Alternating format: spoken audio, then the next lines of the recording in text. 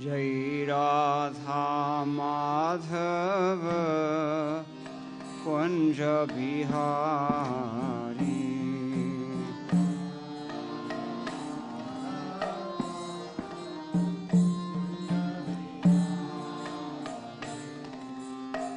Radha Madhava Kunja Bihari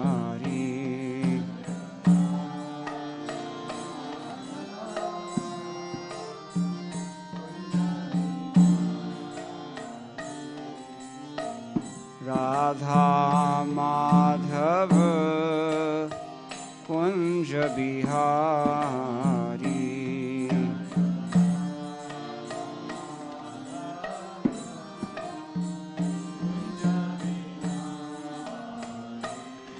Jai Radha Madhava Kunja Bihari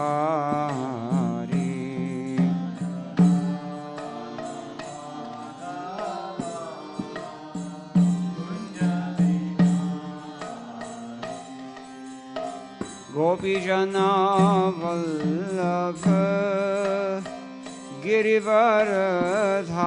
Girivaradhari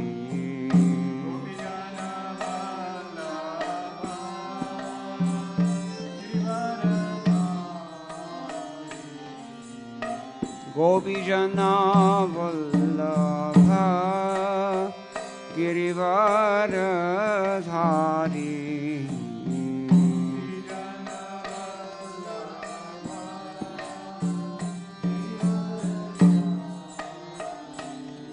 Jai Radha Madhava Kunja Bihari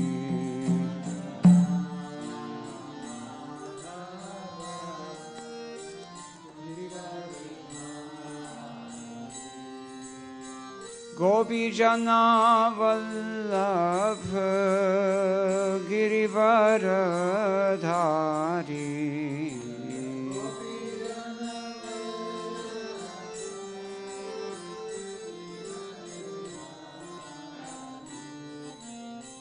Gopijana Vallabha Girivaradhari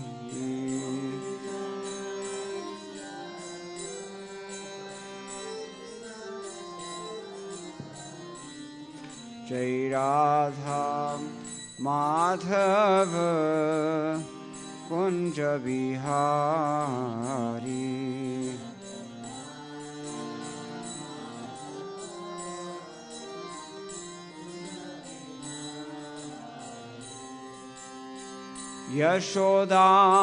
Yashodanandana Prajajana Ranjana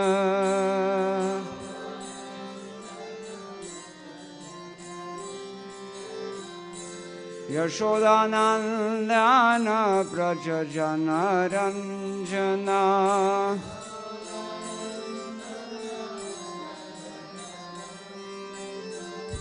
Yashodanandana Prajajana Ranjana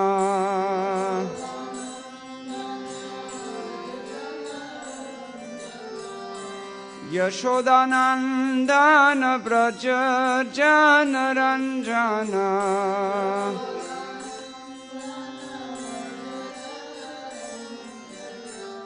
Yashodanandana Prajajana Ranjana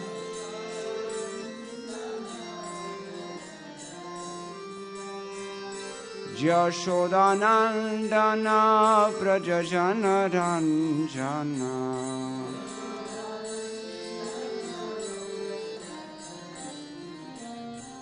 Yashodanandana Prajajana Ranjana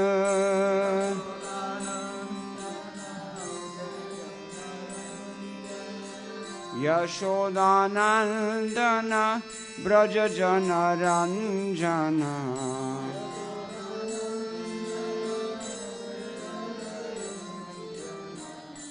Yamunathira Vanachari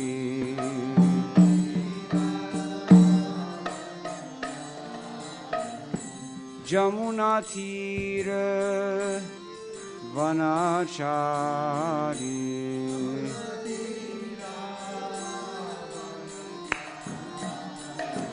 Jai Radha Madhava Kunja Vihari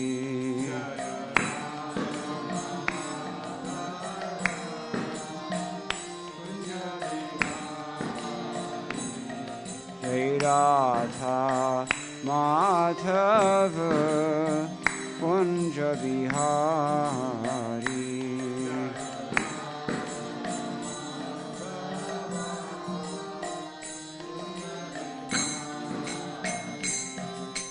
Gopi Jana Vallabha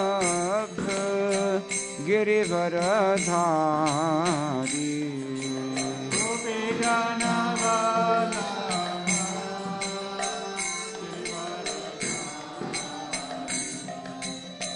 Gopi Jana Vallabha Girivaradhari Gopi Jana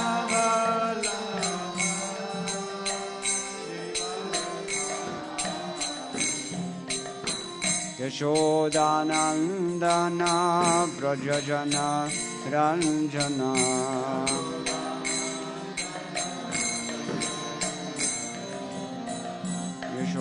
Yashodanandan Brajajana Ranjana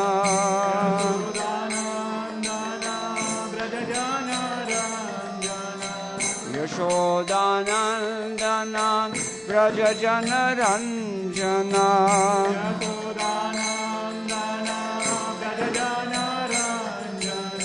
Yashodanandana Brajajana Ranjana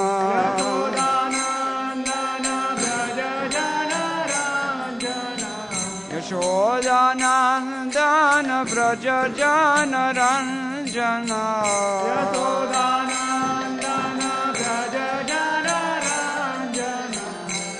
Yashodanandana Brajajana Ranjana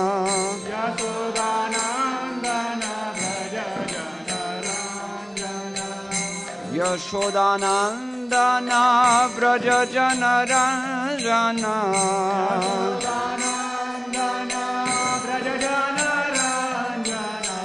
Yashodanandana Brajajana Ranjana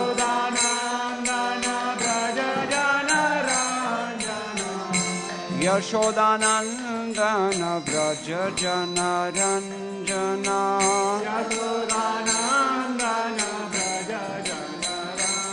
Jamuna Tira Vanachari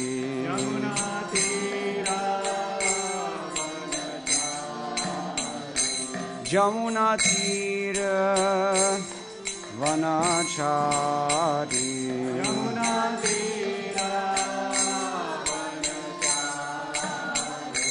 Jamuna Tira Vanachari Jamuna Tira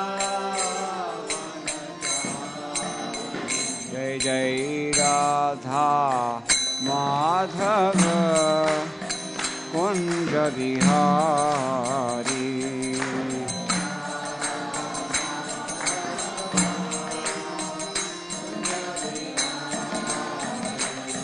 Jai Radha Madhava Kunja Vihari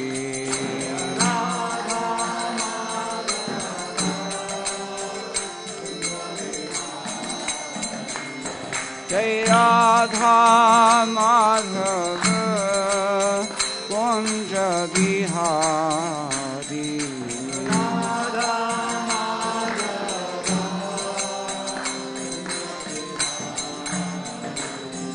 Jai Gopi Jana Vallabha Girivaradhari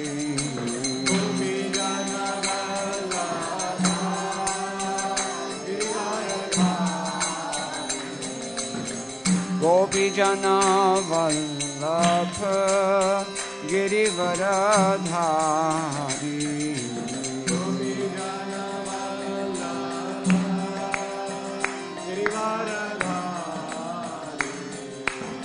Yashodanandana Braja Jana Ranjana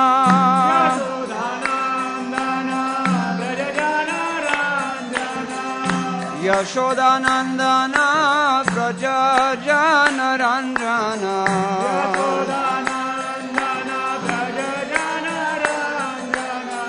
Yashodanandana Braja Jana Ranjana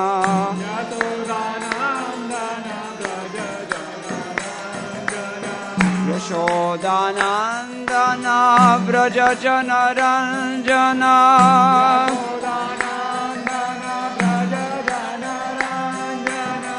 Yashodanandana Braja Jana Ranjana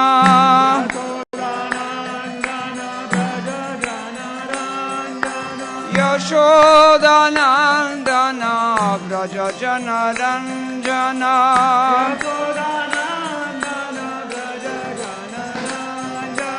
Yamuna Tira Vanachari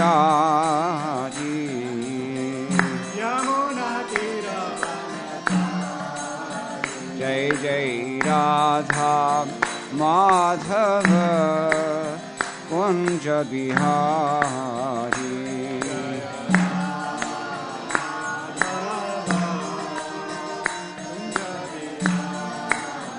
Jai Jai Radha Madhava Kunja Bihari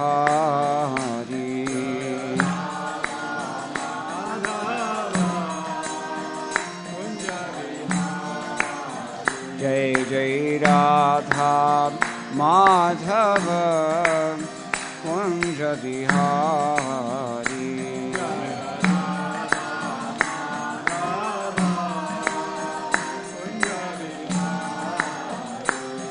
Hare Krishna Krishna Krishna Hare Hare Hare Rama Rama Rama Hare Hare Hare Krishna Krishna Krishna Hare Hare Hare Rama Rama Rama Hare Hare Hare Krishna Krishna Krishna Hare Hare Hare Rama Rama Rama Hare Hare Hare Krishna Krishna Krishna Hare Hare Hare Rama Rama Rama Hare Hare Hare Krishna Krishna Krishna Hare Hare Hare Rama Rama Rama Hare Hare Hare Krishna Krishna Krishna Hare Hare Hare Rama Rama Hare Hare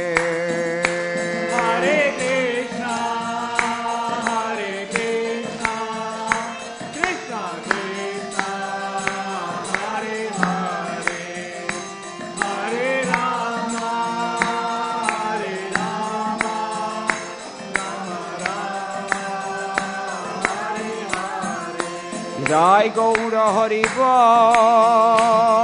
Hari Bol Hari Bol Hari Bol Jai Gaura Hari Bol Hari Bol Hari Bol Jai Gaura Hari Bol Jaya Jaya Prabhupada Prabhupada Prabhupada Prabhupada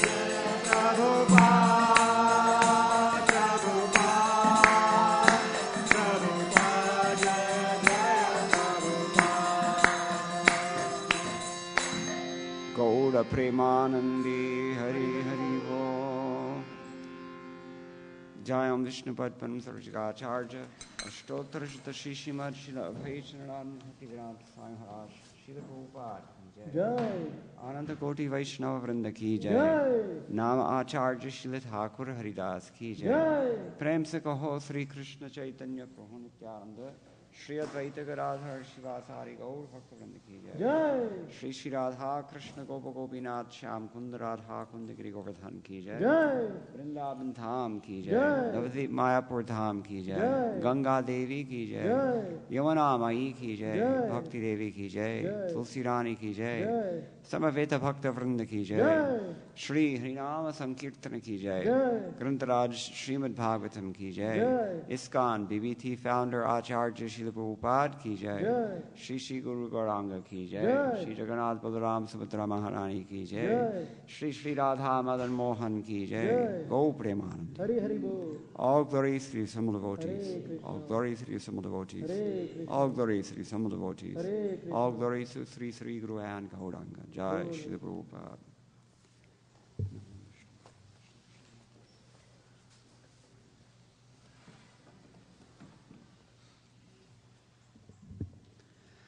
Hare Krishna. This evening we can read from Srimad-Bhagavatam as it is. This is the translation and commentary by His Divine Grace A.C. Bhaktivedanta Swami, Srila Prabhupada, the founder and Acharya of the International Society for Krishna Consciousness. And in Chapter 4, there are many very important instructions given.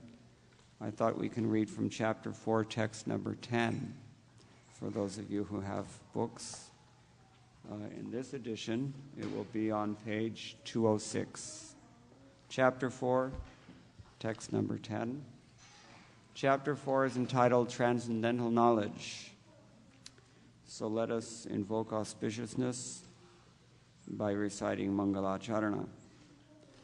Om Ajnanatimirandhasya Gnananjanashalakaya Chakshurunmilitam Yena Tasmai Shri Gurave Namah Shri Chaitanya Manobhishtam Sthapitam Yena Bhutale Swayam Rupa Kadamahyam Dadati Swapadantikam Vandeham Shri Guroho Shri Utapadakamalam Shri Gurun Vaishnavamscha Shri Rupam Sagrajatam Sahagana Raghunathan Vitam Tam Sajivam Sadvaitam Savadhutam Parijana Sahitam Krishna Chaitanya Devam Shri Radha Krishna Padan Sahagana Lalita Shri Vishakhanvitamscha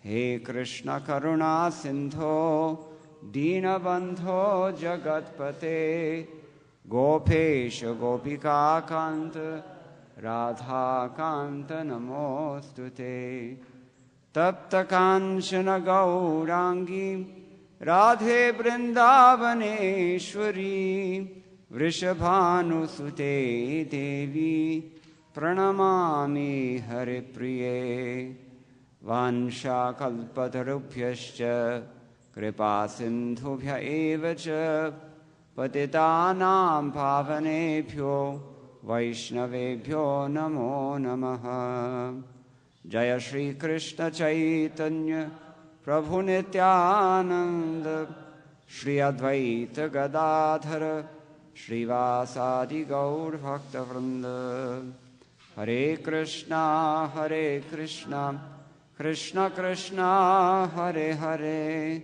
Hare Rama Rama Rama Hare Hare. We'll just recite the Sanskrit first. Vitaraga bhaya krodha manmaya mamupashritaha bahavo gnana tapasa puta madbhavamagataha. And the translation here reads, being freed from attachment, fear, and anger, being fully absorbed in me, and taking refuge in me. Many, many persons in the past became purified by knowledge of me, and thus they all attained transcendental love for me. Of course, this is Krishna speaking, and there's a long commentary here, the purport by Srila Prabhupada. I'll read and maybe try to explain as we go along. As described above, it is very difficult for a person who is too materially affected to understand the personal nature of the Supreme Absolute Truth. Generally, people who are attached to the bodily conception of life are so absorbed in materialism that it is almost impossible for them to understand how the Supreme can be a person. Such materialists cannot even imagine that there is a transcendental body which is imperishable, full of knowledge, and eternally blissful. In the materialistic concept, the body is perishable, full of ignorance, and completely miserable. Therefore, people in general keep this same bodily idea in mind when they are informed of the personal form of the Lord. For such materialistic men, the form of the gigantic material manifestation is supreme. Consequently, they consider the Supreme to be impersonal. And because they are too materially absorbed, the conception of retaining the personality after liberation from matter frightens them. When they are informed that spiritual life is also individual and personal, they become afraid of becoming persons again. And so they naturally prefer a kind of merging into the impersonal void. Generally, they compare the living entities to the bubbles of the ocean, which merge into the ocean. That is the highest perfection of spiritual existence attainable without individual personality. This is a kind of fearful stage of life, devoid of perfect knowledge of spiritual existence. Furthermore, there are many persons who cannot understand spiritual existence at all.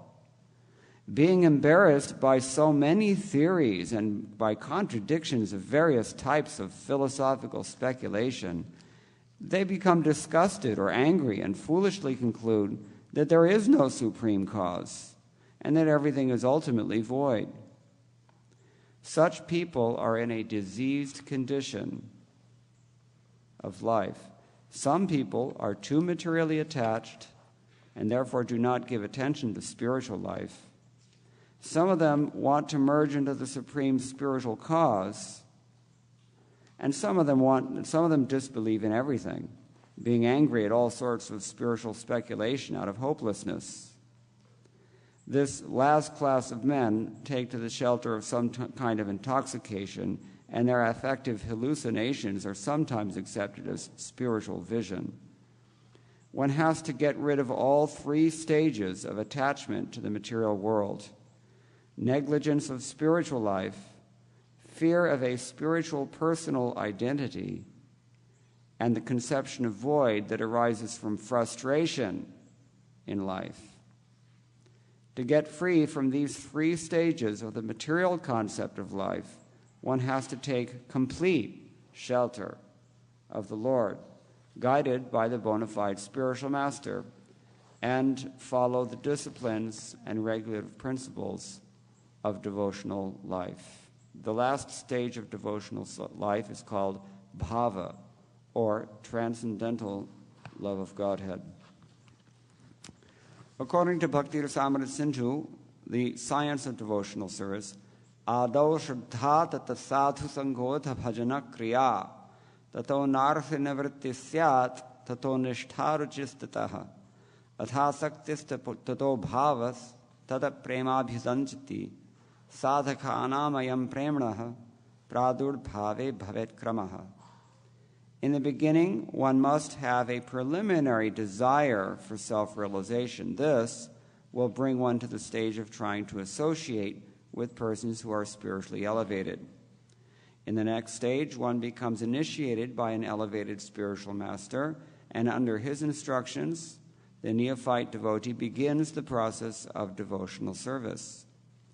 By execution of devotional service, under the guidance of the spiritual master, one becomes free from all material attachments, attains steadiness in self-realization, and acquires a taste for hearing about the absolute personality of God and Sri Krishna. This taste leads one further forward to attachment for Krishna consciousness, which is matured in bhava, or the preliminary stage of transcendental love of God. Real love for God is called prema, the highest perfectional stage of life. In the prema stage, there is constant engagement in the transcendental, loving service of the Lord. So, by the slow process of devotional service under the guidance of the bona fide spiritual master, one can attain the highest stage, being freed from all material attachment, from the fearfulness of one's individual spiritual personality, and from the frustrations that result in void philosophy. Then one can ultimately attain to the abode of the Supreme Lord. Vitaraga bhayakrodha manmaya mam upashataha bahavo gnanatapasa putamad bhavam agataha. In general, whenever I lecture on Bhagavad-gita, or even for that matter Srimad-Bhagavatam, I like to emphasize the general fact that Srila Prabhupada in his purports very closely follows the commentaries given by predecessor acharyas. In the case of Bhagavad-gita, that would be chiefly Baladev Vidyabhushana. Because in almost every purport that Srila Prabhupada has written throughout his many, many books, those who know Sanskrit will observe that the statements that he makes are really not that much different than those that are given by the predecessor acharyas. In this verse, I'm not going to do that. And the reason I'm not going to do that with this verse is because this verse is very special. Amongst all of the writings that Srila Prabhupada has made, in particular his commentaries on Bhagavad-gita or Srimad-Bhagavatam, etc., he's very faithful to the predecessor acharyas, but here Srila Prabhupada has given us very much original commentary, and the kind of commentary that only a person of Srila Prabhupada's caliber could give to begin with, but also the kind of commentary that only the modern day and age that we live in would require. We don't find purports like this one by the predecessor acharyas because the world situation is very different now than it was, say, 300 to 500 years ago when the last major commentaries were written on Bhagavad-gita. Now, in this verse, there are three things that Srila Prabhupada has chosen to dilate on. Can anyone tell me what they are? Those who have been listening very carefully. Because Srila Prabhupada has actually reiterated these three things throughout the same purport a few times. He's talking about what? Negligence of spiritual life. Which is due to material attachment. And the one is fear of personal conception. Fear of one's spiritual identity and? Frustrations leading to voidism. Frustration both produced by various philosophical contradictions as well as leading to nonsensical ideas. So that's true. In other words, Prabhupada has taken three of the key words here in the first line of the verse, and he's very carefully unpacking all of them in a way that is most relevant to the modern day and age, to all of us.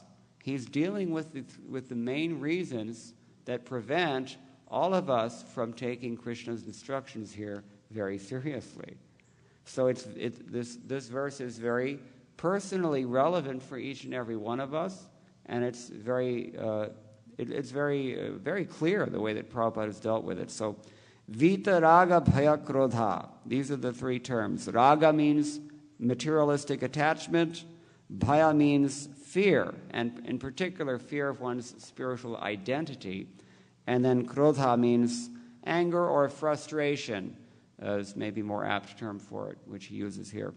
At just the complexity of trying to be spiritual in a very materialistic society like the one in which we live. So Krishna is also giving us a very encouraging note here. He said, many, many people in the past actually became purified, and they actually attained madbhavam. Madbhava is another loaded term, maybe, because in Sanskrit the word bhava, deriving from the verbal root bhu, it means quite a few different things. But in the context of the ultimate purpose of Bhagavad-gita and the content of much of the Gita, it really means transcendental love. Now, one of the shibboleths, if you will, one of the phrases that we'll find, formulaic phrases that we will find again and again and again throughout Srila Prabhupada's books, is here in this purport a couple of times, if I'm not mistaken.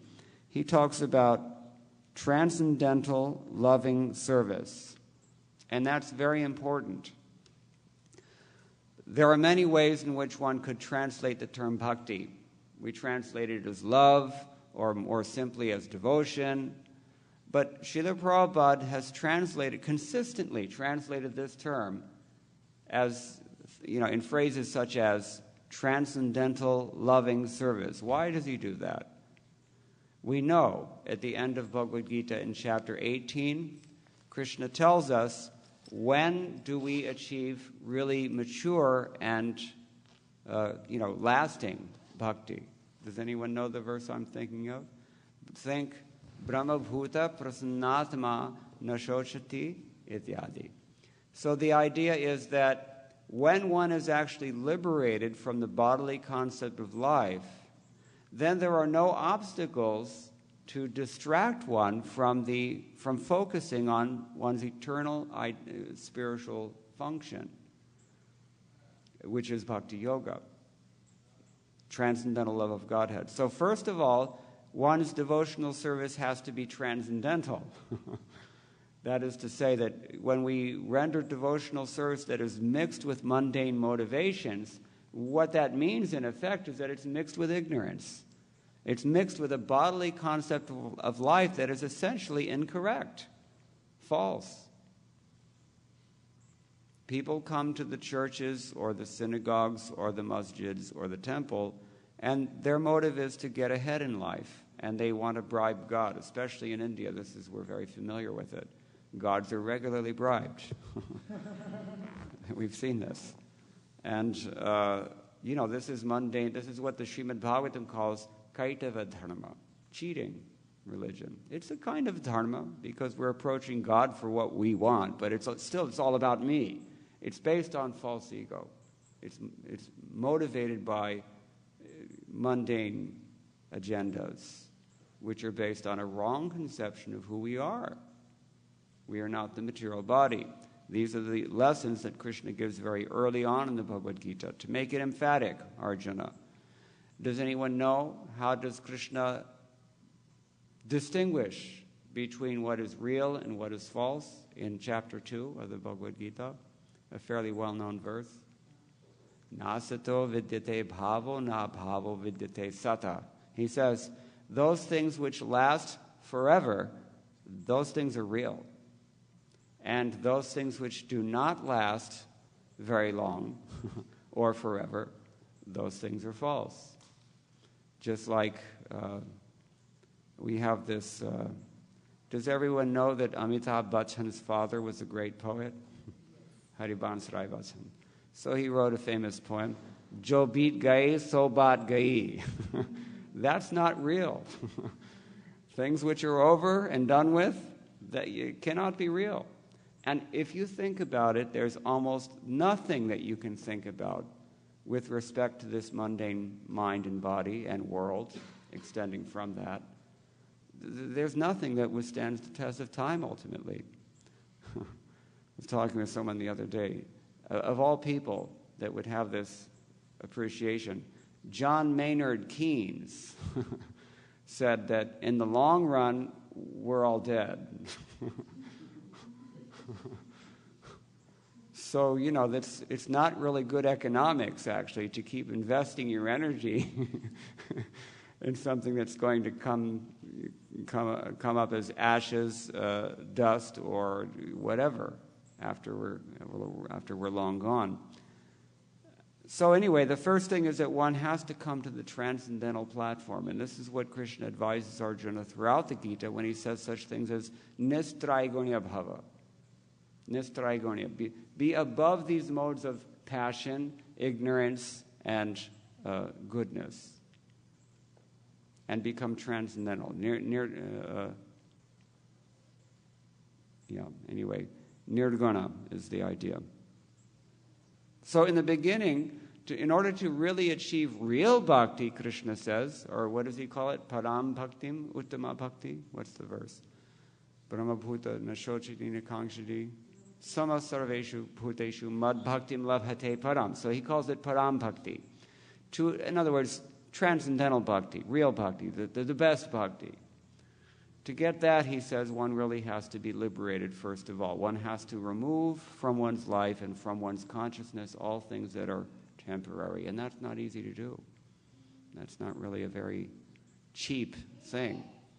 But it is implied by this phrase, that the adjective that Prabhupada almost always uses with regards to bhakti, translating the term, transcendental devotional service. Now, the second thing is transcendental loving service, because Srila Prabhupada also wants to emphasize that, to really last in the transcendental sphere, you have to enter the kingdom of bhakti, wherein there is some reciprocation, there is some feeling, there is some personality.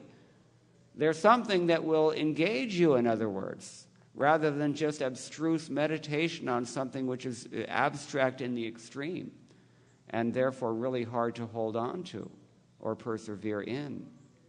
Bhakti is practical, and that's where the third thing comes in. Service. You have to do something. Transcendental means it has to be liberated. Loving means it has to be motivated by selfless concern for the other party, in this case God. And you have to demonstrate that love. You have to demonstrate that love practically for it to be real, for it to be real bhakti, param bhakti. Just like in our ordinary relationships, I think everybody who has relationships, how many people in this room do not have relationships? We all have relationships.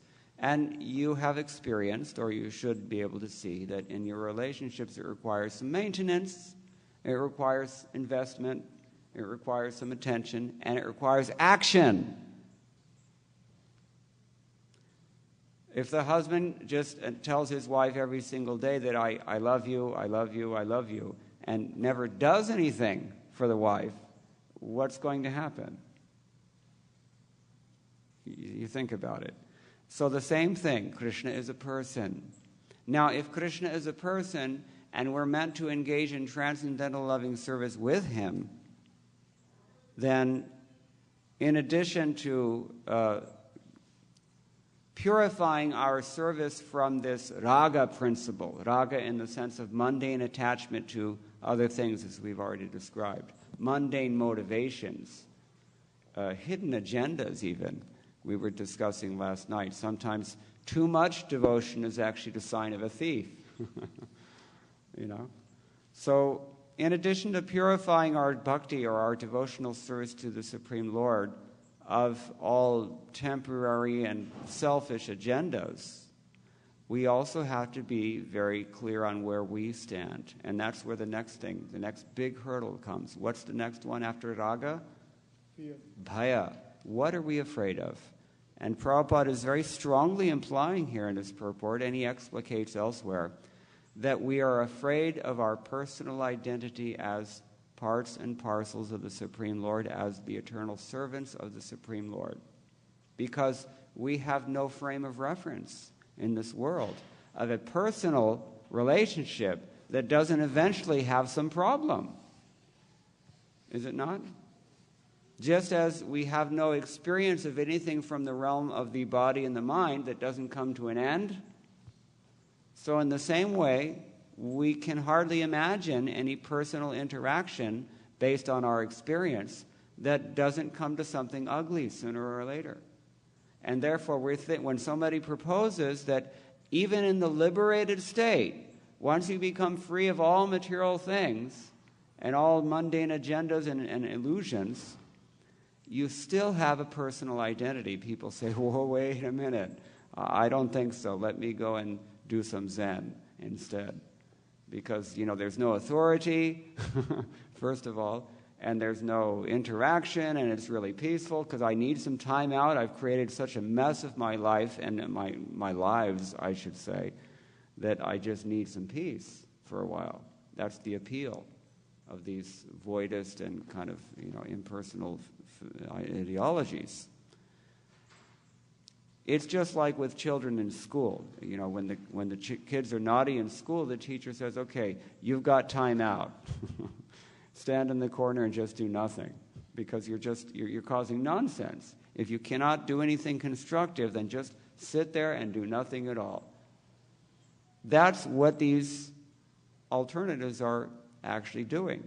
They're actually meant for that purpose, believe it or not. If somebody is, life after life, creating a mess of all relationships, and all activities are ultimately ending up in the opposite of what we expect them to end up as, and if therefore, we're so burnt out by the ugliness that characterizes material existence, that as soon as somebody proposes that there's personality retained, even in the eternal, liberated state, we can't even handle it. That's fear. That's the fear that he's talking about here. Fear of our own identity. Now, even for those who are convinced of the theory of Krishna consciousness, when one actually makes advancement on this path of bhakti, then one actually enters even more deeply into this question of one's personal spiritual identity.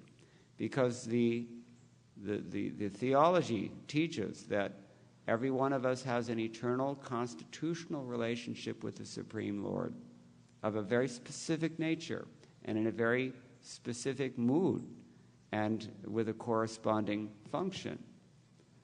And if we're not ready enough to hear that, if we don't have the beginning verse was quoted here, Adau Shraddha, Srila Prabhupada said in the beginning one must have a preliminary desire, but actually it means one has to have some preliminary faith, because that's the meaning of the word Shraddha. One has to have enough faith to really invest in this principle that I have an eternal specific identity vis-a-vis the personality of Godhead. He's eternally a person, I'm eternally a person, and we eternally have some relationship. That's called Sambandha Gyan. There is a Braj Bhasha book of the name Bhaktamala, and he begins there, Bhakti Bhakta Bhagavanta Guru Chaturanama Vapu Ek. There's three things. There's bhakti, there's the devotional service, there's the devotee, and then there's Bhagavan, the person to whom that service is actually directed. So she's exercising her bhakti as well, but without the guidance of a bona fide spiritual master. And that causes some problems. But anyway, it's within the heart of all living entities, and therefore even before the intelligence is matured, the spirit soul within the 2 or 3 year old body has the intuition that, let me do something. You see how it works?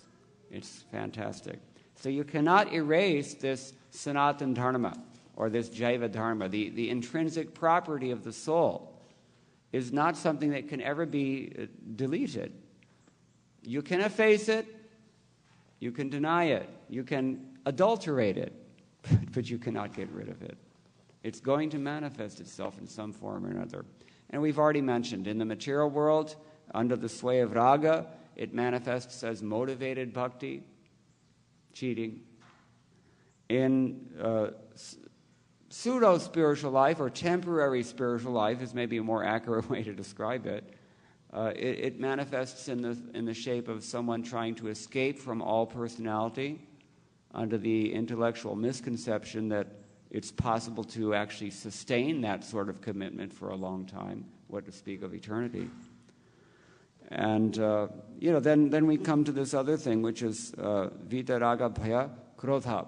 There are many people who hear these kinds of things, or who hear all sorts of conflicting ideologies, not only in the material world, but that is bad enough, because there's enough contradiction and conflict in the material realm. But even in spiritual life, wherein there are many proposals about what the absolute truth is from a philosophical perspective, or about what the eternal function of the soul is from a more theological perspective, one becomes overwhelmed by hearing so many things, and one gets confused, and one just doesn't want to deal with it anymore. Just wants, again, time out. It's very, very common. So this is the fear or the frustration factor that Prabhupada mentions here. These three, they comprise what he calls a diseased state, a spiritually diseased state. Because in all three states, we're not in touch with our eternal identity. Even René Descartes said, "I think, therefore I am." I mean, you can't really get rid of consciousness, and what do you do with consciousness? How do you manifest it? There has to be some practical outlet. We feel desires, we feel emotions, we feel realization. We're conscious, sentient beings. What do we do with that in this world or beyond it? The only proposition that it actually gives full play to the entire range of natural human urges is bhakti, because bhakti is the intrinsic property of the soul. As I said earlier, it's the sanatana dharma. We're translating here dharma in the scientific sense of that word, because dharma means many things. But as a scientific term, it means something more like swarup or lakshana, the intrinsic property of a thing. The intrinsic property of the soul, or the self rather, is to love and to serve, to interact in a personal way. That's the intrinsic property of the self. Now we take the term atma and we translate it often as soul for convenience sake, but I should point out here that there actually is a very important distinction between the atman and the soul, which is not often made. Soul is it's a Judeo-Christian term, and it refers to a specific concept of self that is taught in Judeo-Christian theologies. It's like a ray as opposed to a line, those who know math. A ray begins from one point and begins forever. It goes on forever. That is how that's Christian concept of the soul as well. But in the Vedic concept of the Atman, or the self, it's not a ray, it's a line. There's no beginning and there's no end. We have been going on like this forever. And that's very, very consequential, because according to the definition that we've already described about what the distinction is between real and false, it calls into question the value of this whole concept of soul. We are proposing here that the self, the eternal self, has an eternal identity, an eternal function, eternal individuality, personality, distinguishing, unique characteristics, each one of us. That's very, very important, because it makes us all very special. And in the eyes of God, in particular, it makes us invaluable, because he can only get the taste that he wants from the person who has it to give. God doesn't need anything, but the one thing that he is incomplete without is love that we can withhold or offer as we choose. And of course, he's set it up like that because that's freedom, free will. If you program a person to love you always and to constantly be in sync with your desires, then that's not really love anymore, isn't it? It's robotics, AI. You know? And so that's not really, Krishna's not really interested in that. Love means we have the free will to give or not to give. And so this is why Srila Prabhupada is emphasizing that he needs a pacifier, I think. This is why Srila Prabhupada is focusing on these 3 points of the verse. We are attached to things that are temporary because we've invested our faith in those things on account of ignorance. Or we are afraid of our spiritual existence because we assume erroneously that existence is of the same nature that we've been experiencing all along in this world.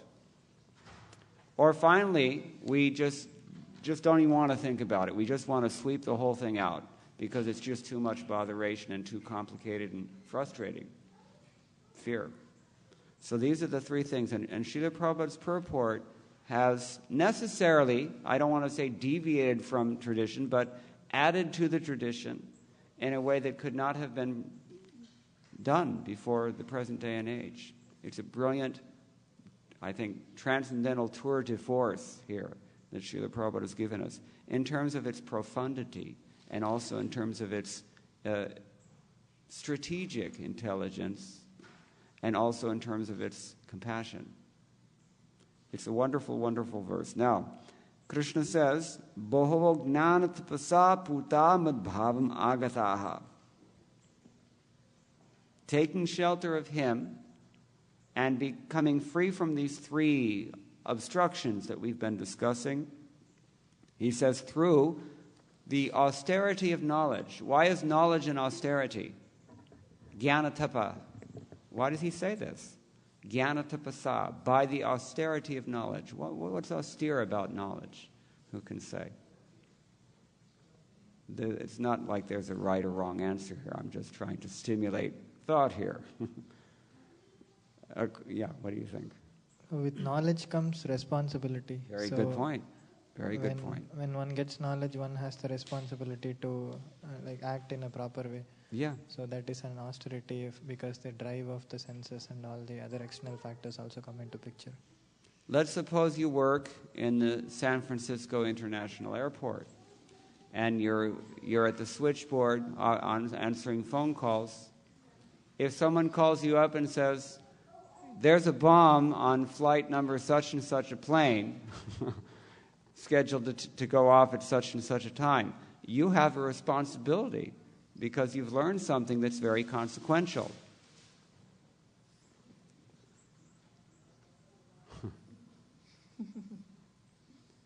So knowledge entails responsibility. Now, another thing that the predecessor acharyas commenting on this verse have said is that it's austere to accumulate knowledge as well. It's not very easy to really study these books and to really take the time and trouble to learn.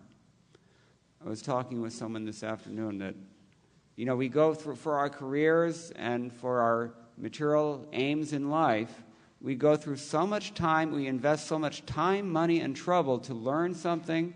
We put ourselves through very great austerities to get ahead in life. But sometimes in the most important areas of life, we think that we're just going to wing it. and we're going to have equal success. It doesn't really work like that. No pain, no gain.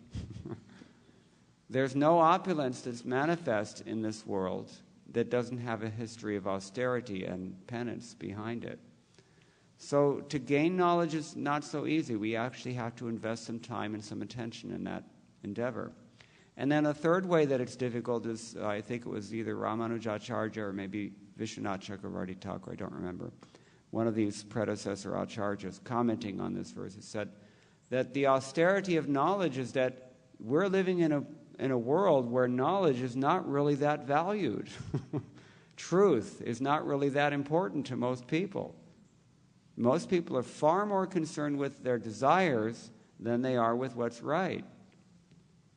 Just consider the state of the world and how it got to be the way it is and where it's going. The whole future of humanity, according to many. There was a group of, I think, maybe 17 of the world's leading Nobel laureate, high-level scientists, some 10, 15 years ago, who came out and made a statement to this effect that we the undersigned, we're your experts. We're telling you that this world is not going to last. You've got to do something about it now.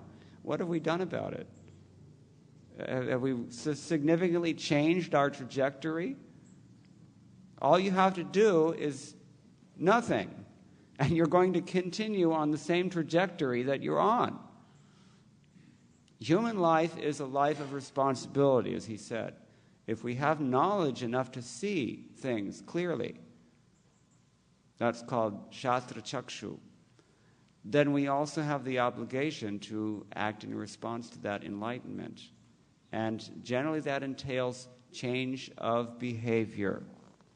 It requires reprioritization. It requires some sacrifice. In other words, some tapasya. Therefore, jnana tapasa. And Krishna says in either of these ways, many, many people who have chosen to go this way, to undergo the austerities that knowledge entails, they have become purified. Puta means purified. And furthermore, what happens when you get purified? Madbhavam agata. He said, they have come to me and they have received bhava. And the bhava bhakti is what Srila Prabhupada is outlining here on the basis of the principles given by Srila Rupa Goswami, one of Chaitanya Mahaprabhu's chief disciples, in his 16th century Bhakti Rasamrita Sindhu. I've already recited the verse. Basically, there are some stages. There's a standard process here that enables one to gauge his or her spiritual advancement in life. And it begins, as I mentioned earlier, with faith. Shraddha, adau shraddha, tata sadhu sangha. With that faith, we invest our volition. Remember, we discussed the significance of the term transcendental loving service. And we've decided that service implies volition, actually being prepared to actually do something.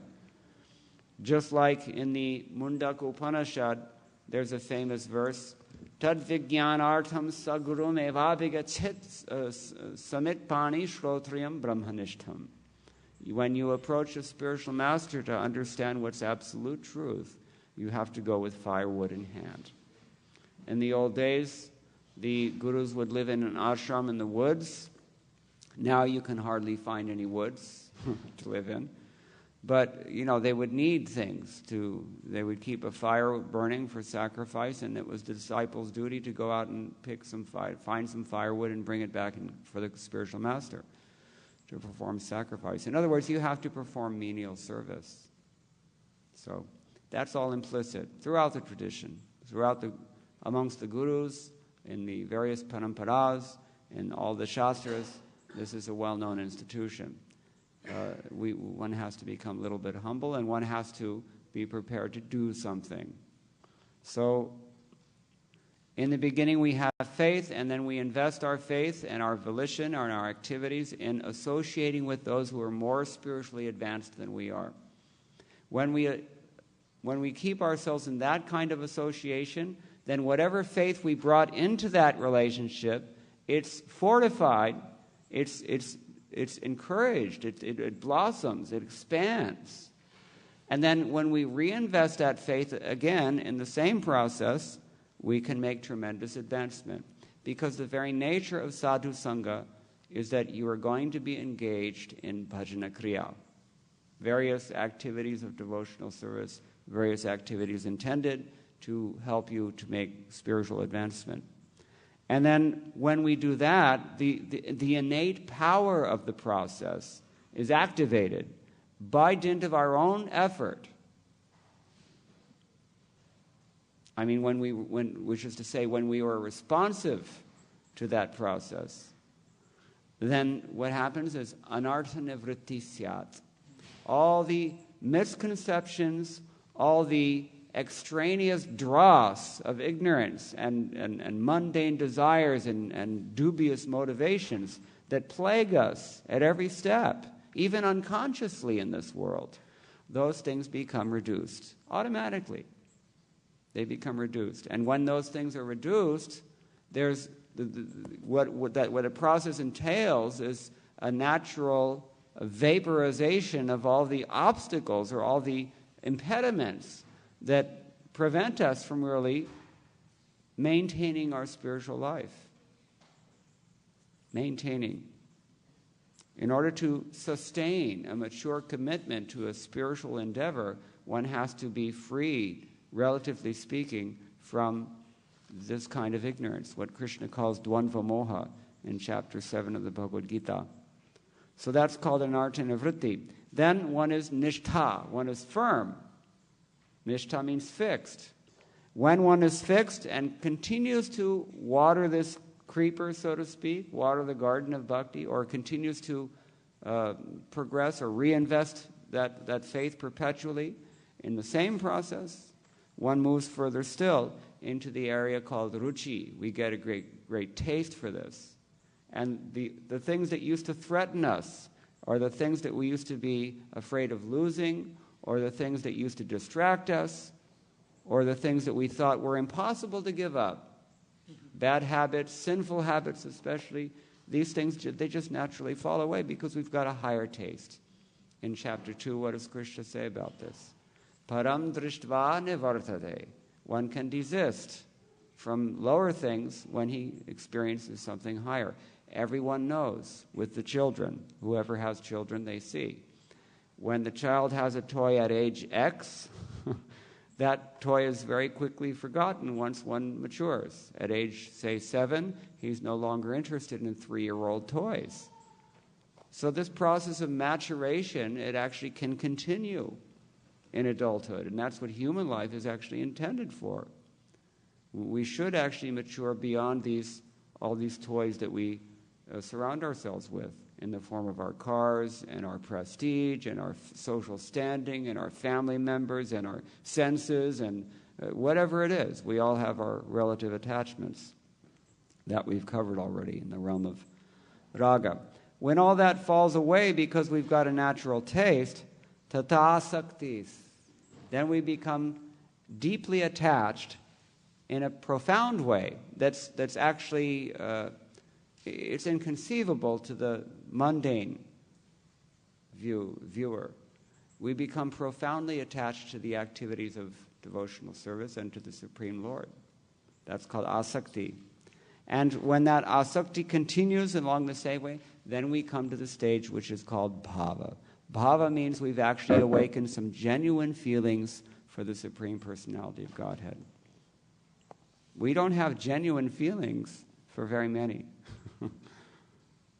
because they're motivated in almost every case. Real deep emotion is something that we have not experienced in this world because it's not found here. This is a very, very radical proposal. What we're saying is that not only we don't know who we are, we don't know what love is, we don't know what to do, we don't know anything. It's really radical if you think about it.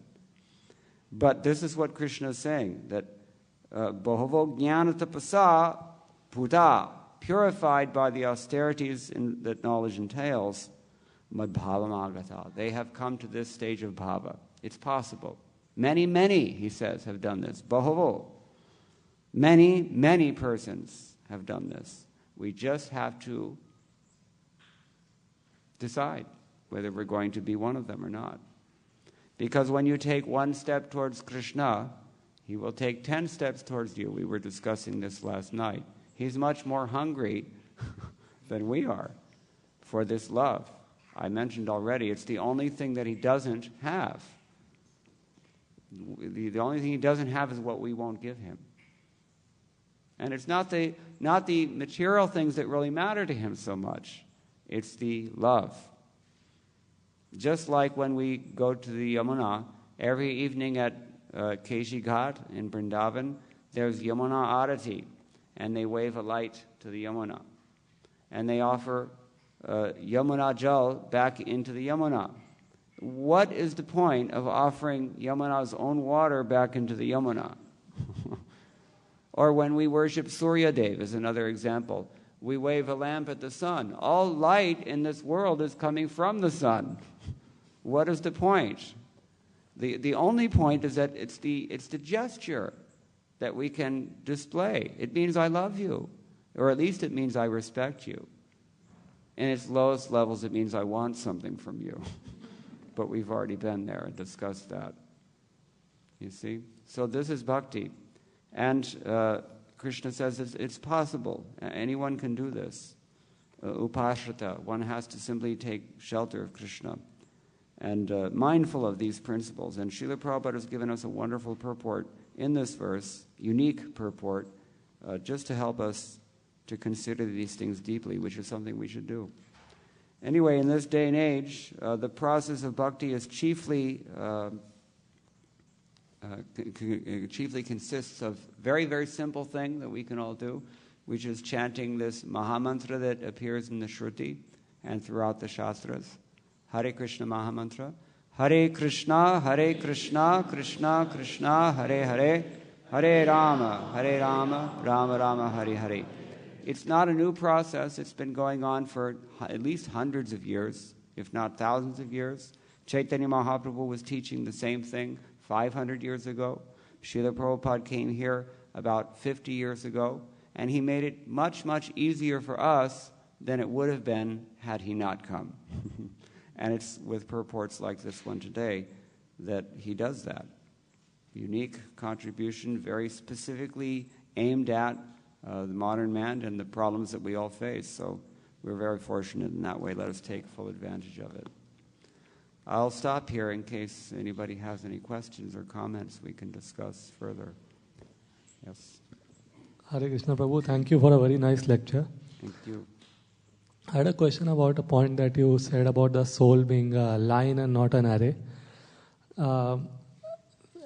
I had a question that in the verse there's this shloka that appears that God says that let me become many. Eko Bohusyama. So it seems as if there is a conception of time and there was some kind of beginning. So in that sense, so I had a question about that. How do we understand that? That's a very good question. Let me back up a little bit here. There are many ways to understand the Vedic literatures, and that is a Shruti mantra that you're referring to. And there are different schools over time that have interpreted the Vedas in various ways. In classical Hindu philosophy, there are 6 schools. And among those schools, one of them is Vedanta. In the Vedanta school, which is called Uttaramimamsa, there are also many interpretations of Vedanta. Until very recently, the emphasis has always been artificially given to Shankaracharya's interpretation of Vedanta, which is an extreme transcendentalism or an extreme monist ideal in which he posits that there's actually only one entity. That's not our teaching. Most of the acharyas of Vedanta are actually instead positing some sort of difference and identity simultaneously. Shankaracharya is on one end, extreme. Madhvacharya is at the other end because he teaches extreme dualism, which is akin to Christianity in the sense. He's been compared to St. Thomas Aquinas for that reason, that we're eternally separate from God, have nothing in common with Him. But most of the acharyas, at least 3, 4, or 5 others, they're teaching some sort of, it's Dvaita and Advaita at the same time, or a synonym is Bheda and Abheda. Of all the acharyas who teach that, the most, I think, synthetic as well as comprehensive understanding of, that will actually allow us to,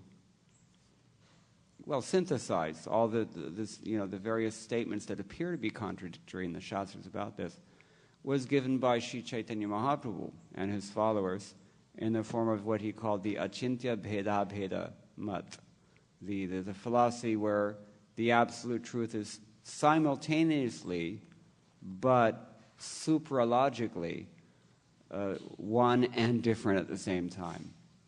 And that's what we're looking at here. although the Supreme Lord is existing within the scope of eternity, and therefore one would question that, well, how can therefore he be born, for example, or how can he perform a lila that has a beginning and an end, and where's time in all of this?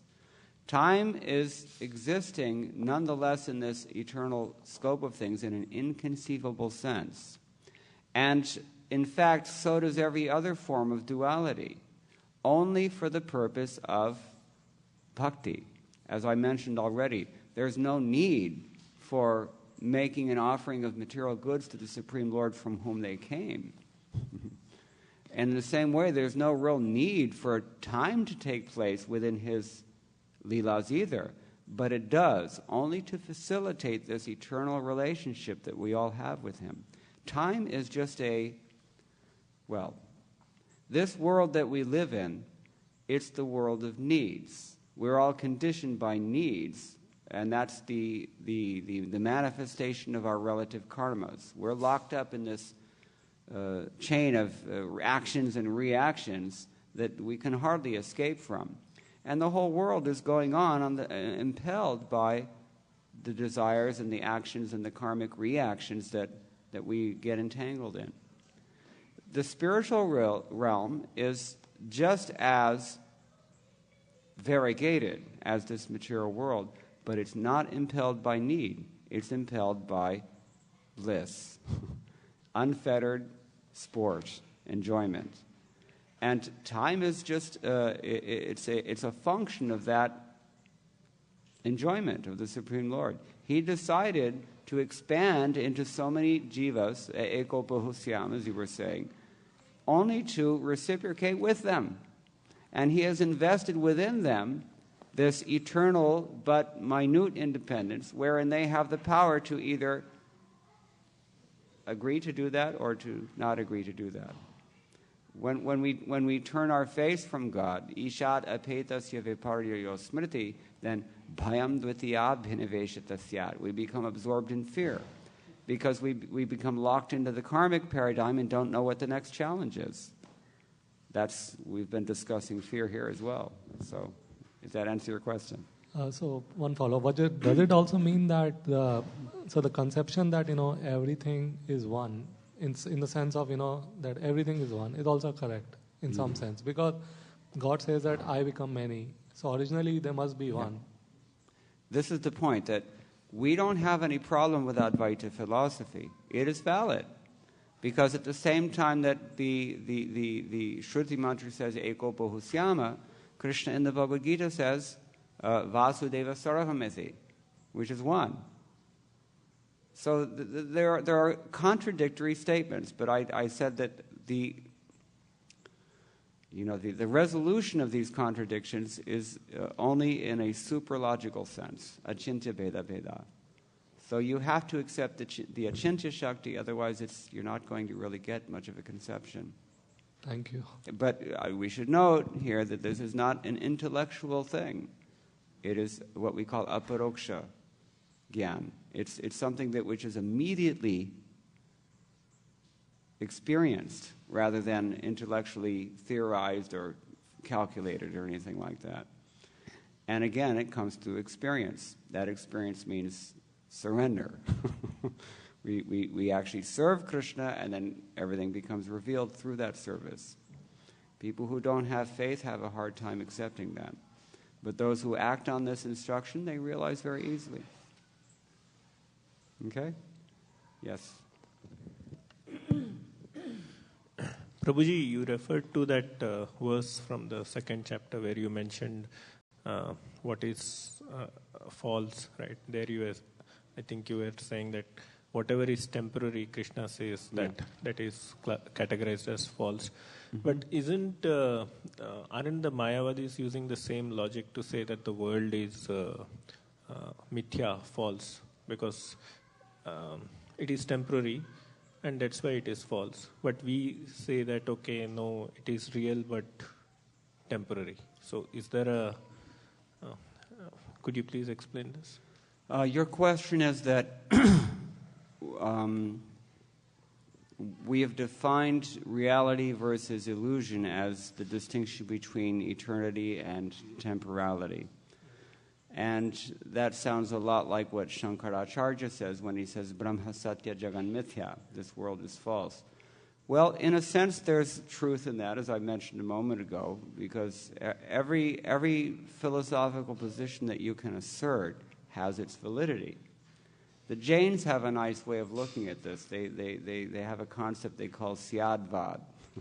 Syat is a verb, means it might be. So their philosophy is that, this person may be saying something valid, let me listen to him.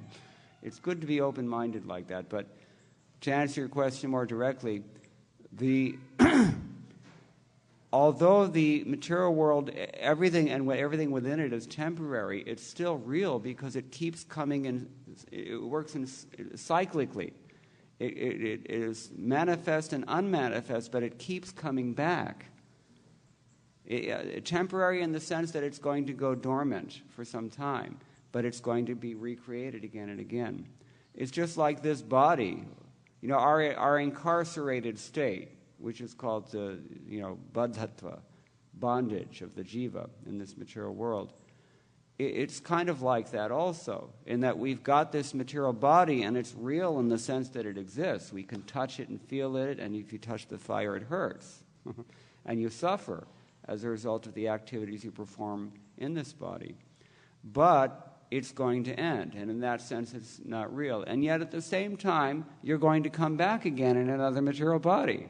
So in that sense, there's this, I mentioned there are 6 schools of philosophy. So the karmis, their philosophy, the karma mimamsa or purva mimamsa, they say that ultimately karma is real. This is the absolute truth. You don't go anywhere, you just stay here forever. And try to keep your nose clean, karmically, and keep yourself in a class A prison cell, and that's the best you can hope for. That's one way the Vedas are understood. We don't agree with that, but it is logical. There's logic in all of them. That's why people argue, because everybody's right, but in his own way. If you've got a right versus wrong moral dilemma, that's pretty easy to deal with. But in most cases, the tricky circumstances arise when it's right versus right, but the two parties are right in different ways. That's what it's like with Vedic philosophy. Okay.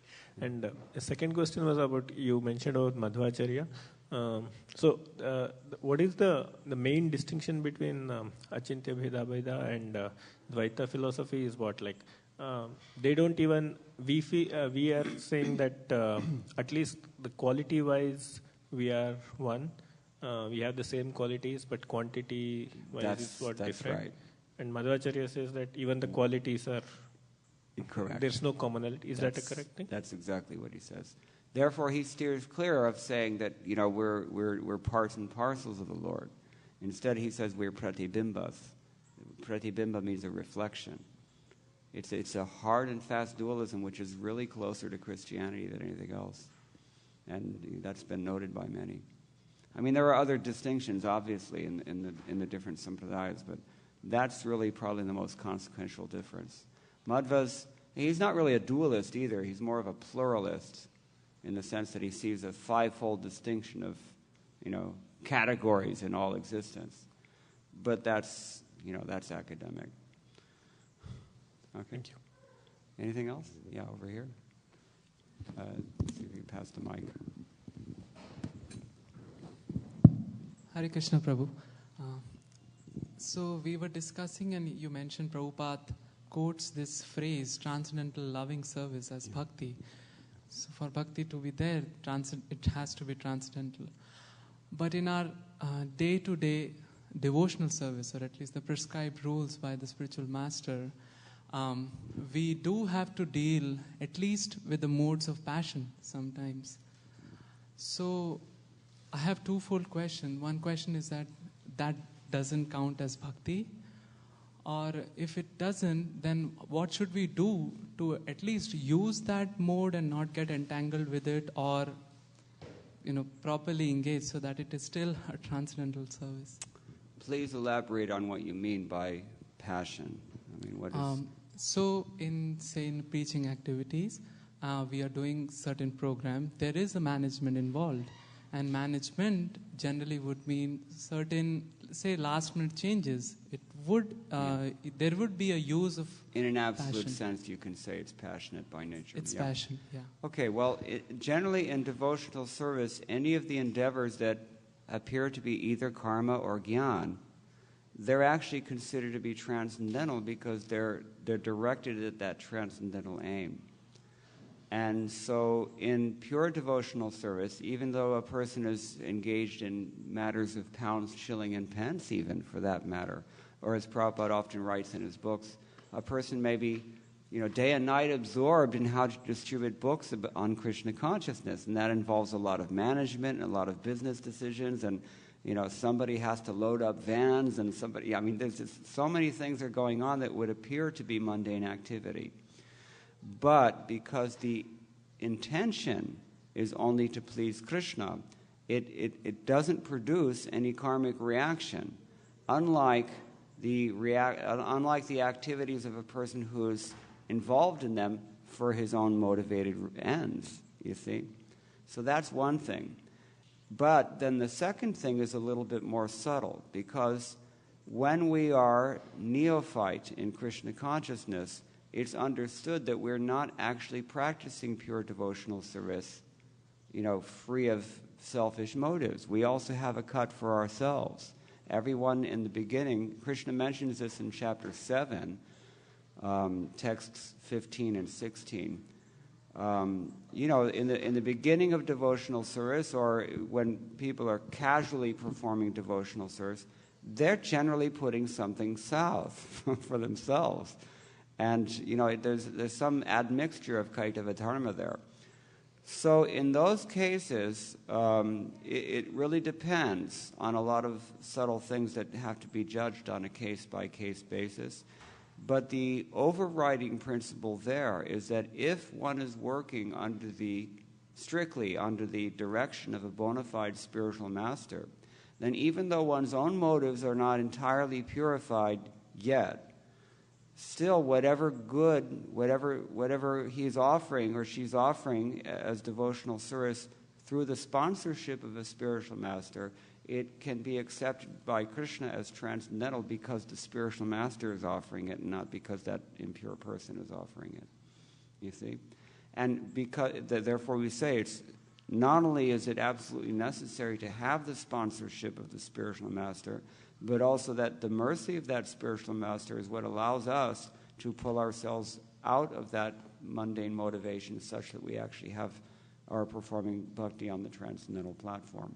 But in either case, the bhakti always remains transcendental, even though it looks to be mundane, and even though it's, in some respects it is mundane. Is that clear? That's another Achinta Beda, I suppose.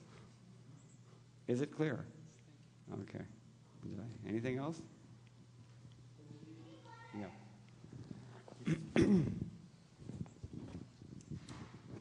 You see, Prabhuji, last Wednesday, I think we were listening at home Pishima's story. Yeah. And we were so thrilled. Practically, we had a goosebump. Myself, my wife, and daughter were listening. If Krishna is kind, we'll definitely visit Pishima's house in Vrindavan. And my question is, Prabhuji, that actually it is recorded anywhere, that story, or it is through your personal effort you gathered all this information? Yeah, there's a couple of books in Hindi, and if you go to the temple, the Goswamis they gave me one copy of that book. I mean, it's like a kind of a, how should we say, Sthala Purana, I suppose you might say, in classical terms, but it's a body of knowledge that's just been passed down in that tradition from, the last 100 or 200 years. So, you're not going to find that sort of thing in Srila Prabhupada's books, I think. Not only because the details are generally not that essential, and Prabhupada usually sticks with theology in his books, but also because it's fairly recent history. And at any rate, it's every temple in Vrindavan has an equally fascinating history like that. That's just the way Vrindavan is, so that's why I live there. Yeah, it may have been written down in some sort of historical or hagiographical source, but you've got to understand that none of these stories are more than 150 years old. So whether it's even been written down yet or not in some source other than the secondary literature that I'm referring to, I don't know. Is that okay? Anything else? If not, then we can stop. Or one more. All right, okay. Two more. I have one observation which I have seen that, say, gravitational law, just I'm trying to explain by the thing, gravitational law and conservation of energy. Both are different laws, but both are simultaneously true. I can drive the same equation with the gravitational law, I can drive the same equation with the conservation of energy. Similarly, like here, satsang, it is written that whatever somebody gets in his life, it is because of the satsang. It is the fruit of satsang. Now, at the same time, our scripture says, if you do good work, and it is a karma theory, also is true. The theory for the satsang is also true. And see, there is Veda and Veda, everything is true, and there are different laws. This is how we understand, that's a different story. But there is no contradiction as such whenever we talk about in our Shastras. They say in Bhagavad-gita, God has told us karma yoga first, and then in 13th chapter he says you don't do anything. Everything is done by his energy. So now, first he has told you should do this, you should do that, you should do that, and then in 13th you have not done anything.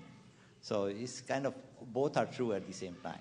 The Mahabharata very nicely, both reconciles this problem and summarizes it and gives us the solution all in one verse. Yeah. When it says that argument alone cannot ever be conclusive because you can always find, various contradictions, even in the Shrutis, what to speak of in the Smritis or amongst the saints. A person who's not even considered a rishi unless he says something new. Like when we're in college, they don't give you a PhD unless you make some original contribution. So the real truth of Dharma then is actually within the heart of the unadulterated pure devotee, and therefore the progressive path in Dharma is to just simply follow whatever the Mahajan tells you to do, whatever that pure devotee says. That is Dharma, and this is something that even Manu says in Manusmriti as well. Thank you. Okay. Just one simple question. You use the word aproksha gyan. Can you explain that word, aproksha gyan? Aproksha means, paroksha means that it's something which is that we gain knowledge through our senses or by extension through our intellect. And aproksha gyan means it transcends all of those. It doesn't come via the senses, neither it comes through our own intellect. It's just coming from some unknown source. So that's called aparoksha gyan. Okay, there was another question over. Yeah, sorry. Yes, just comment. Thank you very much, Prabhuji, for your kindly visit to ISB. Everywhere I go, people are so amorous for PC my story. He told everyone tells about that. And I myself feel that when he came on Saturday last, the Srimad-Bhagavatam 5th canto, you told, and also given the historical background, and also today's verse you have given. So it inspired me to read more carefully and go deep into the Srila Prabhupada books studying. So thank you so much for your inspiring visit, and we really grateful from bottom of our heart for your visit.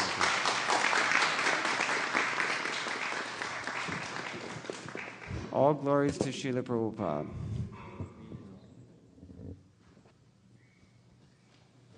All glories to Mukunda Datta Prabhu ki jai.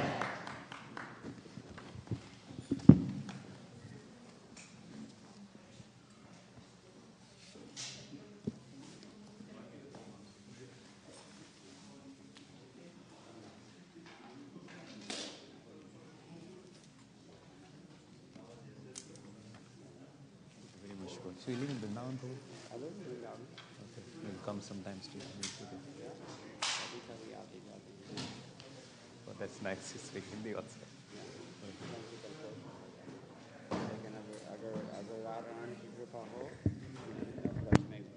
Braj में वास मिले आपका तो वास ही अगर आप लोगों की कृपा हो तो आते जाते nice very nice Hare Krishna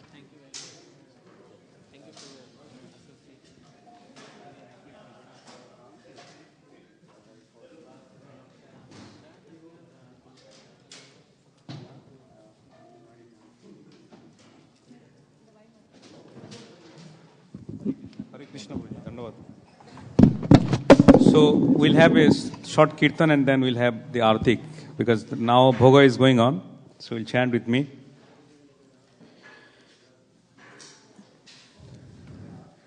Jaya Radha Madan Mohan Radha Madan Mohan Radhe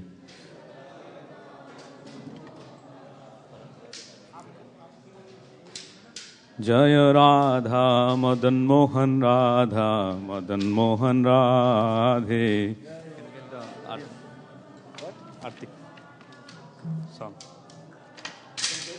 Jaya Radha Madan Mohan Radha Madan Mohan Radhe. That's good.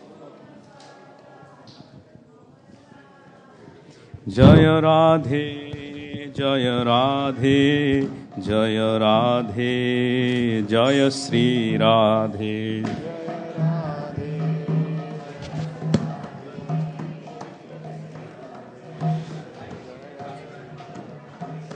Jaya Radhe Jaya Radhe Jaya Radhe Jaya Sri Radhe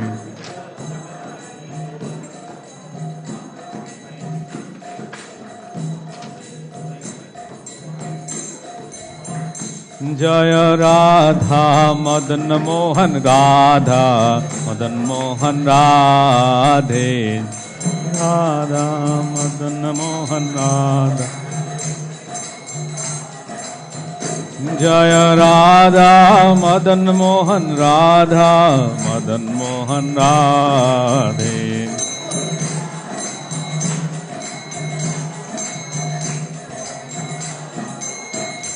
Jaya Radhe Jaya Radhe Jaya Radhe Jaya Sri Radhe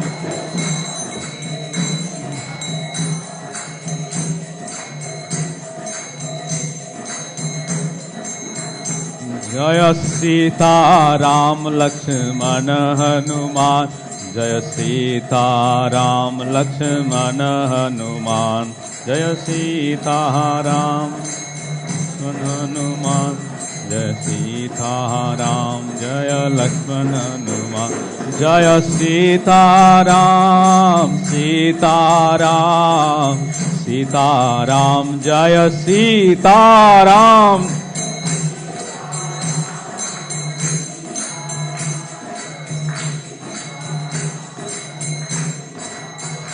Jaya Sita Ram Jaya Sita Ram Sita Ram Jaya Sita Ram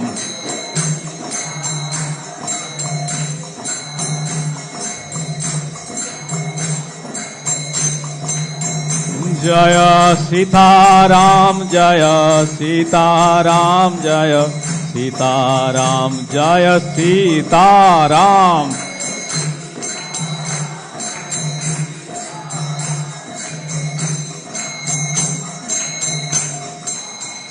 Jaya Lakshmi Narasingha Jaya Lakshmi Narasingha Jaya Lakshmi Narasingha Jaya Lakshmi Narasingha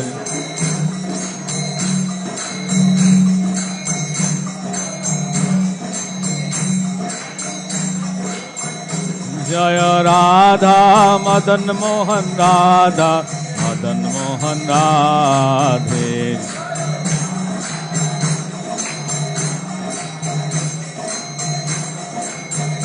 Jaya Mahaprabhu, Jaya Mahaprabhu, Jaya Mahaprabhu, Jaya Mahaprabhu.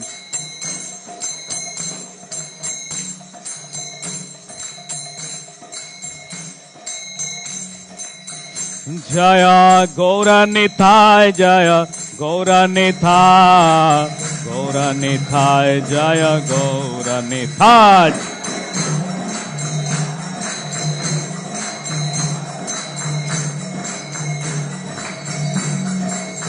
Nithai Gaura Hari Bol, Hari Bol, Hari Bol, Nithai Gaura Hari Bol.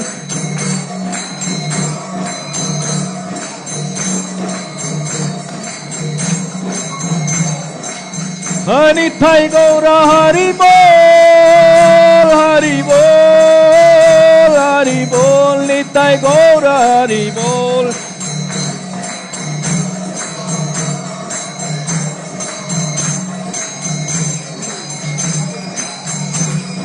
Hari Bol, Hari Bol, Hari Bol, Hari Bol.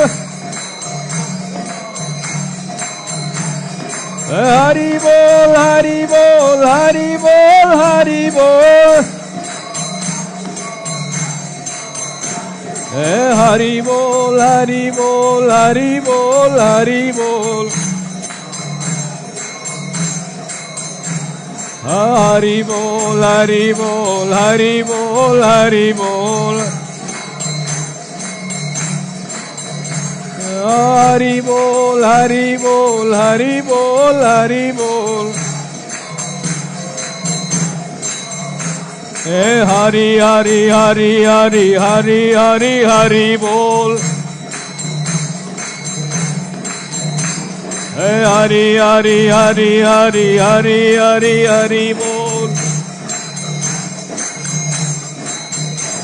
Hari, Hari, Hari, Hari, Hari, Hari, Hari Bol. Hari Bol, Hari Bol, Hari Bol, Hari Bol. Jaya Radha Madan Mohan Radha Madan Mohan Radhe.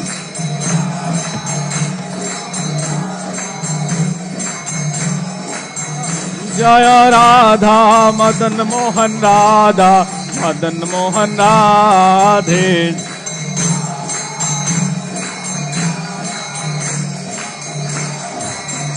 Jaya Radhe, Jaya Radhe, Jaya Radhe, Jaya Sri Radhe. Hare Hare. Jaya Radhe, Jaya Radhe, Jaya Radhe, Jaya Sri Radhe.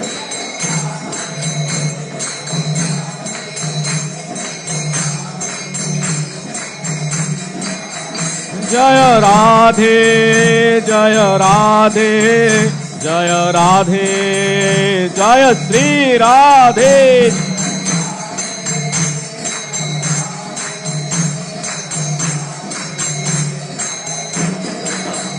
Jaya Radhe, Jaya Radhe, Jaya Radhe, Jaya Sri Radhe.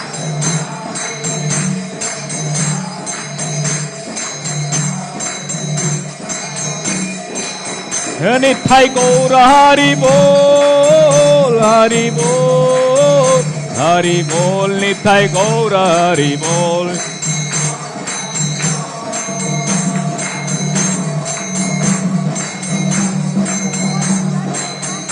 Nithai Gaura Hari Bol, Hari Bol, Hari Bol, Nithai Gaura Hari Bol.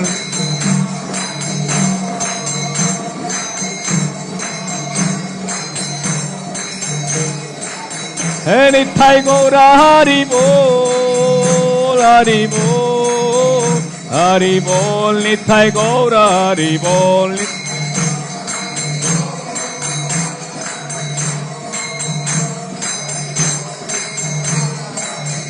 Jaya Jaya Prabhupada, Prabhupada, Prabhupada, Jaya Jaya Prabhupada, Jaya Prabhupada.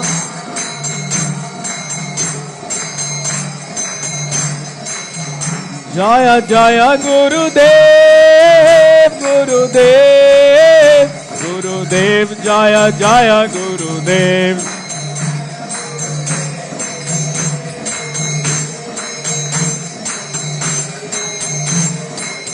Hey Jaya Jaya Gurudev, Gurudev, Gurudev, Jaya Jaya Gurudev.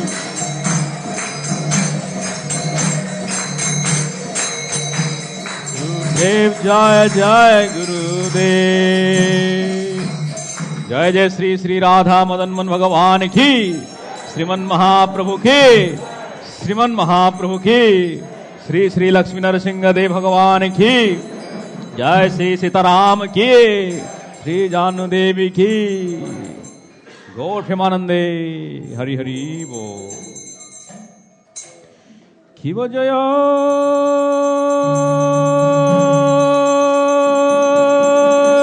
Jaya Gaura Chande Arati Shobha Jayo Jayo Gaura Chande Arati Shobha Shiva Jayo Jayo Gaura Chande Arati Shobha Shiva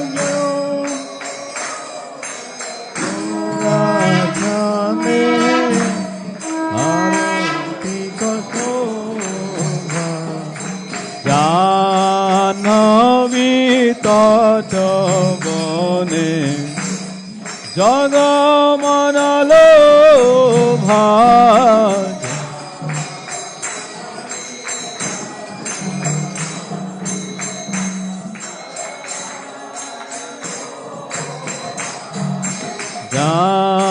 Janavi Tata Bone Jagamana Lobha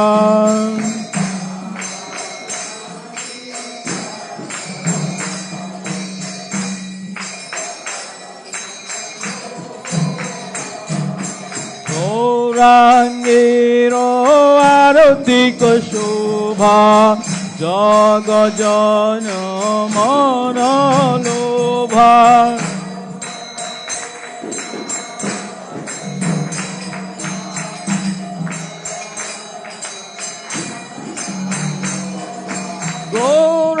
Gaurangiro Aratika Shobha Jaga Jana Mana Lobha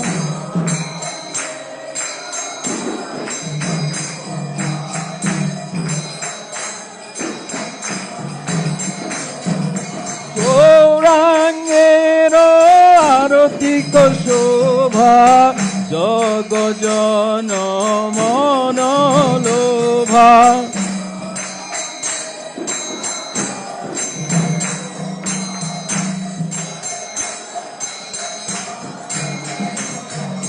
Jaga Jana Mana Lobha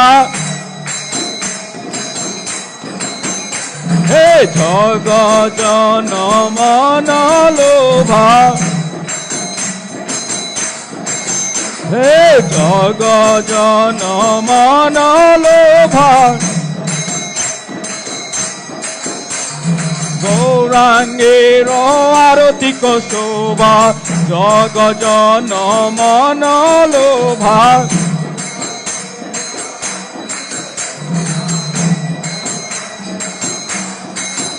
Hey Gaurangiro Aratika Shobha Jaga Jana Mana Lobha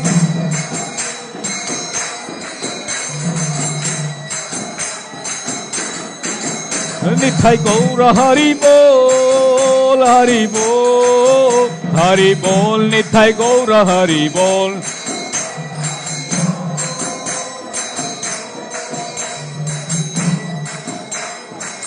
Nitai Gaura Hari Bol, Hari Bol, Hari Bol, Nitai Gaura Hari Bol.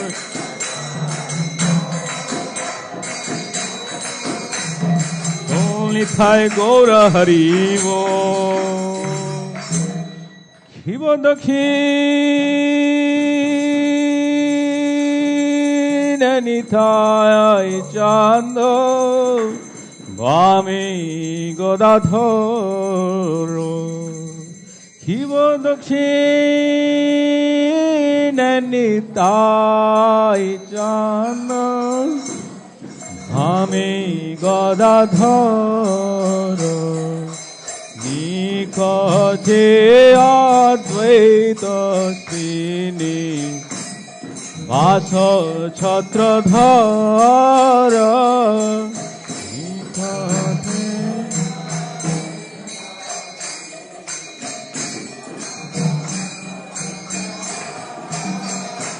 Shiva Bosi Ache Gora Chanda Ratna Singhasane.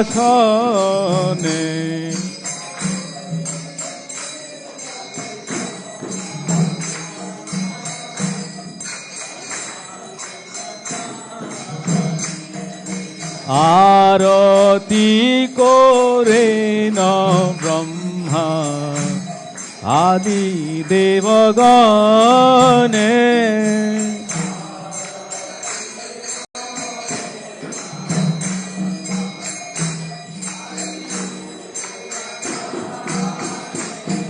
Nara Hari Adi Kori Samuradulayo.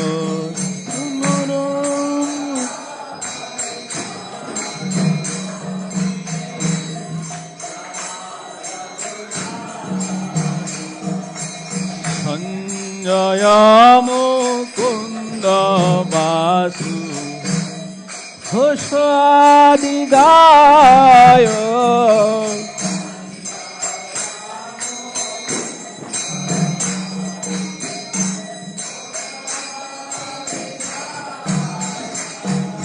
Shankha baje, ghanta baje, baje khartalo. Shankha baje,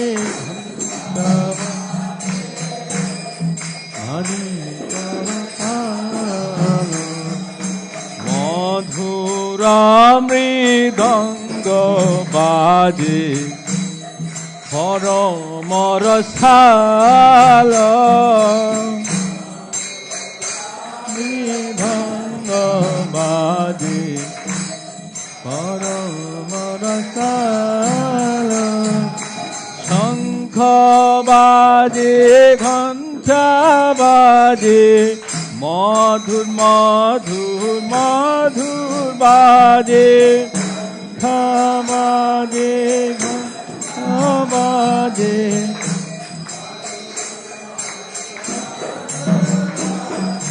Shankha baje ghanta baje Madhur madhur madhur baje.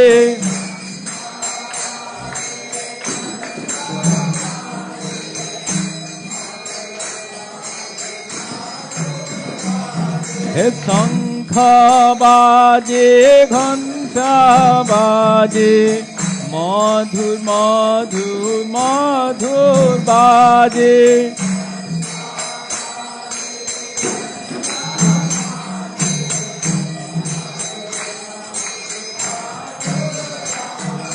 Gaurangero arotika shobha Jagajana mana lobha.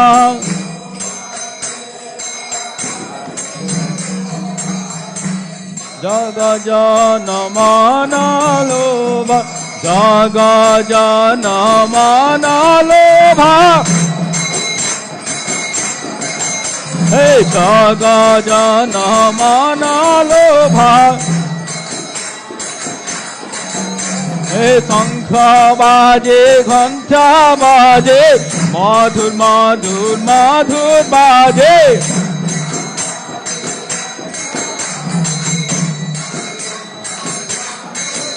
হে শঙ্খ বাজে ঘণ্টা বাজে মধুর মধুর মধুর বাজে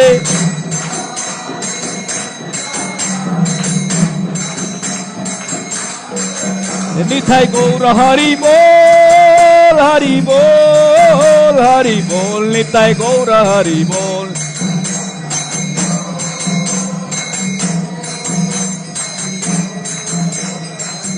নিতাই গৌর হরি বল হরি বল হরি বল নিতাই গৌর হরি বল হরি বল নিতাই গৌর হরি বল শিব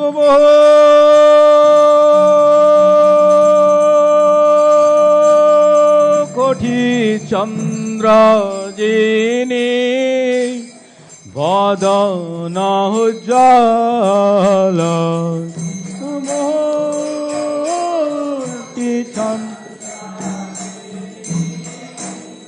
বদন উজ্জ্বল জল দেশে বনমালা করে ঝলমলা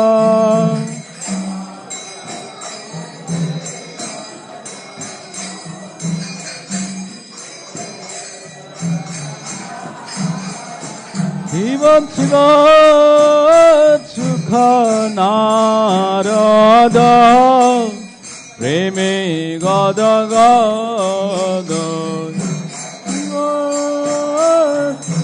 নারদ প্রেমে গদ গদ ভকতি বিনোদ দেখে গৌরার সম্পদ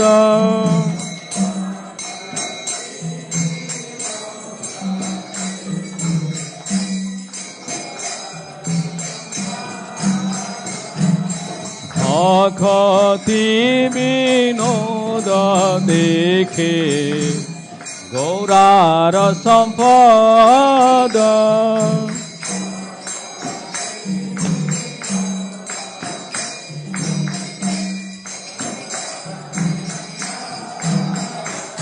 নমো বিষ্ণুপাদায় কৃষ্ণ পৃষ্ঠায় ভূতলে শ্রীমতে ভক্তিবেদান্ত স্বামী ভীতি নামিনে নমো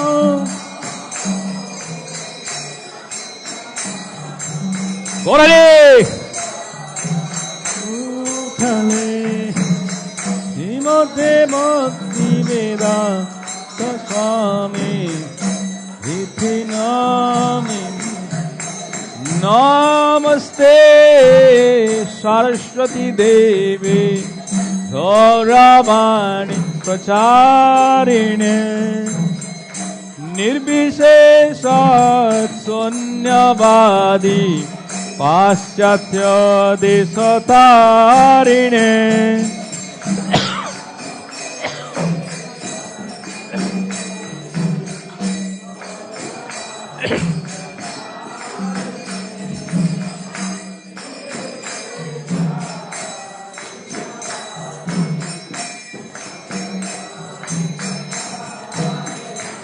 जय श्री कृष्ण चैतन्य प्रभु नित्यानंद श्री अद्वैत गदाधर श्रीवासादि गौर भक्त वृंद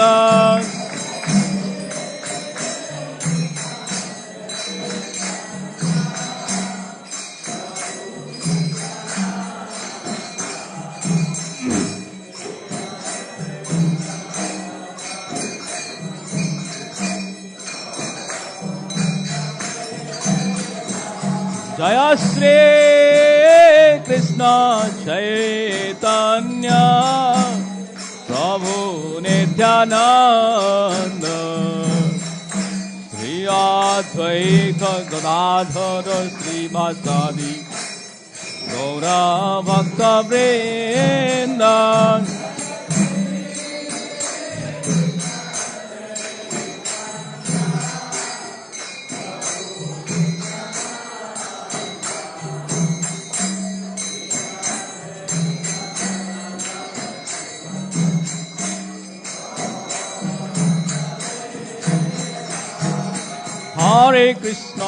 Hare Krishna, Krishna Krishna, Hare Hare, Hare Rama, Rama Rama, Hare Hare.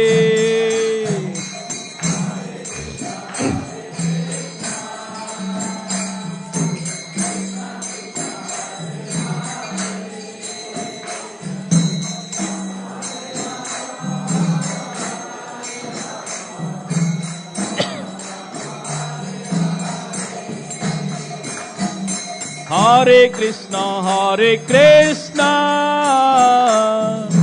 Krishna Krishna, Hare Hare, Hare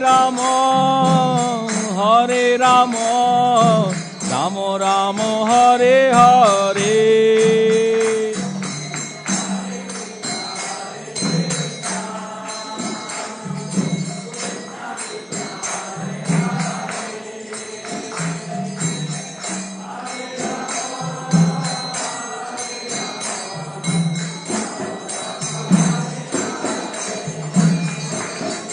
Hare Krishna,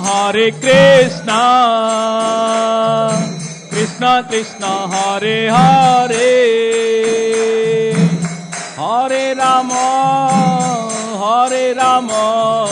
Rama Rama, Hare Hare.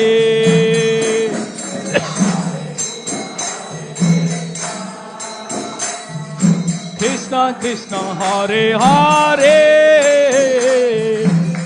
Hare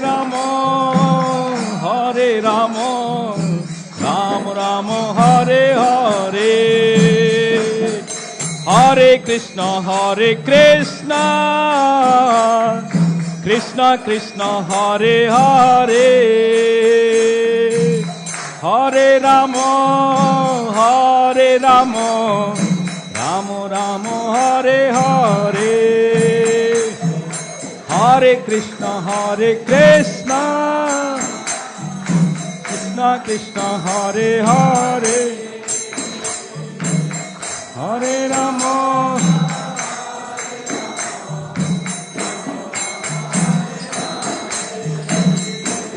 Hare Krishna, Krishna Krishna, Hare Hare, Hare Rama, Rama Rama, Hare Hare.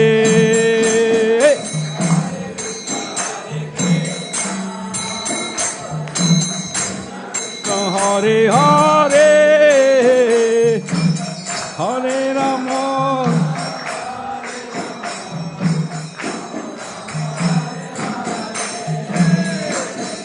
Hare Krishna, Krishna Krishna, Hare Hare, Hare Rama, Rama Rama, Hare Hare.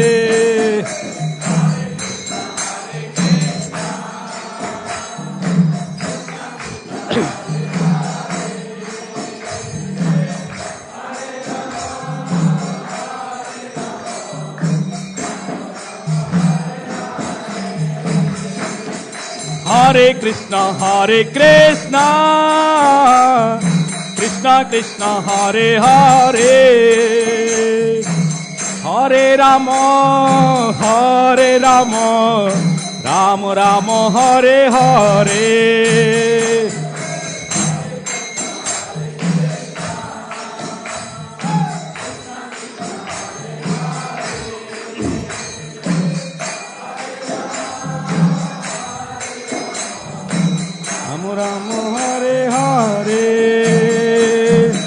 Hare Krishna, Krishna Krishna, Hare Hare, Hare Rama, Rama Rama, Hare Hare.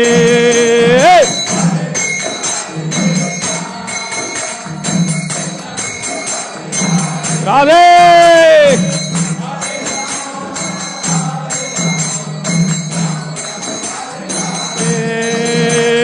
Hare Krishna,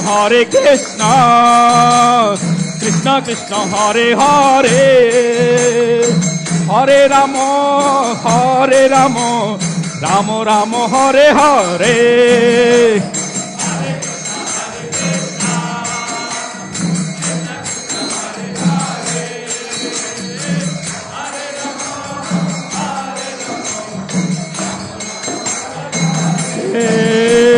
Hare Krishna, Krishna Krishna, Hare Hare, Hare Ram, Ram Ram, Hare Hare.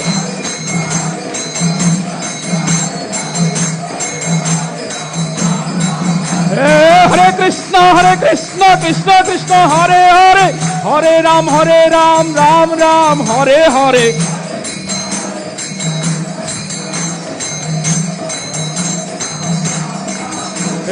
Hare Krishna, Krishna Krishna, Hare Hare, Hare Ram, Ram Ram, Hare Hare.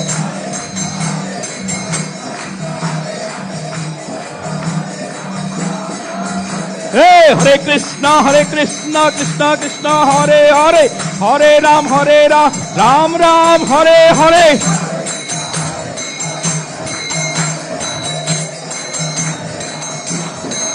Hare Krishna, Krishna Krishna, Hare Hare, Hare Ram, Ram Ram, Hare Hare.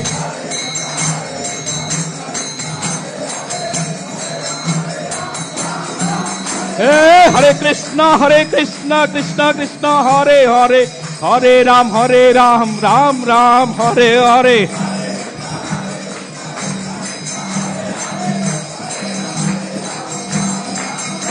Hare Krishna, Krishna Krishna, Hare Hare, Hare Ram, Ram Ram, Hare Hare.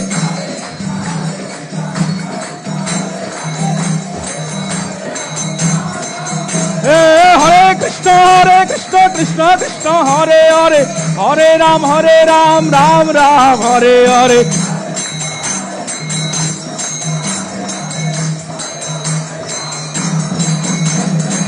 Nithai Gauranga,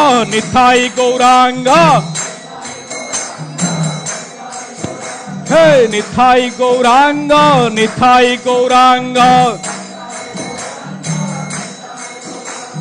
Nithai Gauranga, Gaura Hari,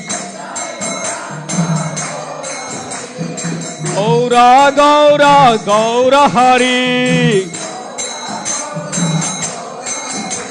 Hey, Gaura Hari. Jai Satchinandana, Jai Satchinandana, Jai Satchinandana, Gaura Hari. Hey, Nadiya Bihari, Sri Gaura Hari. Gaura Hari. Hey, Gaura Hari. Gaura Hari. Gaura.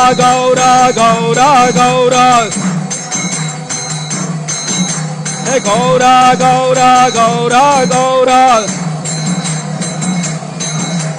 Gaura.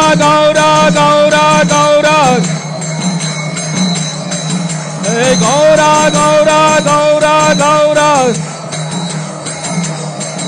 Hey, Gaura. Hey, Gaura.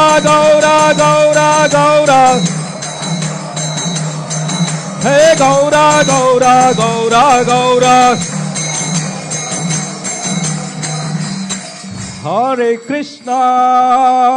Hare Krishna, Krishna Krishna, Hare Hare, Hare Rama, Hare Rama, Rama Rama, Hare Hare.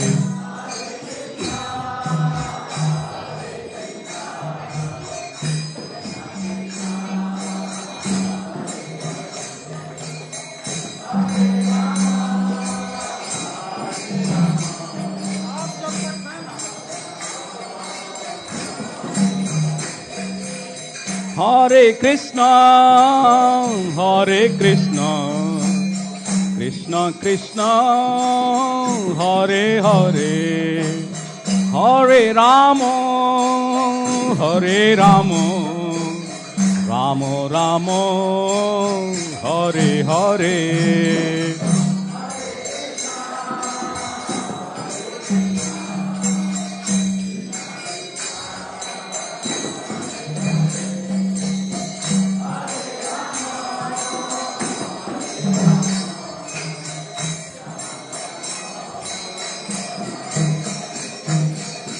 Hare Krishna, Hare Krishna, Krishna Krishna, Hare Hare, Hare Rama, Hare Rama, Rama Rama, Hare Hare.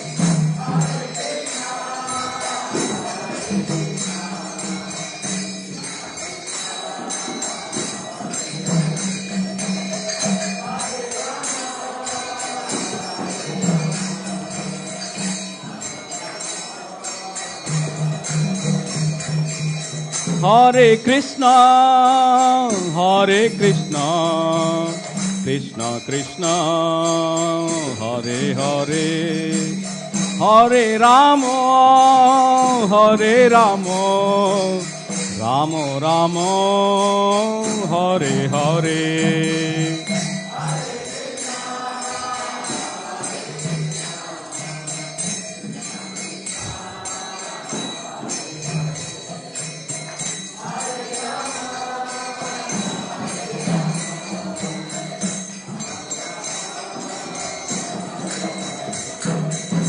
Hare Krishna, Hare Krishna, Krishna Krishna, Hare Hare, Hare Rama, Hare Rama, Rama Rama, Hare Hare.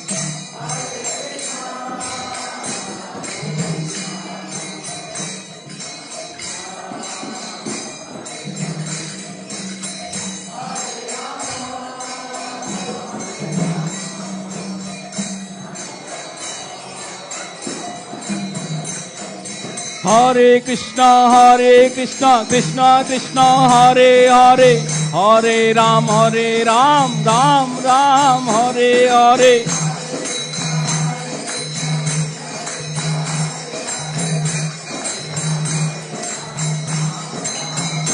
Hare Krishna, Krishna Krishna, Hare Hare, Hare Ram, Ram Ram, Hare Hare.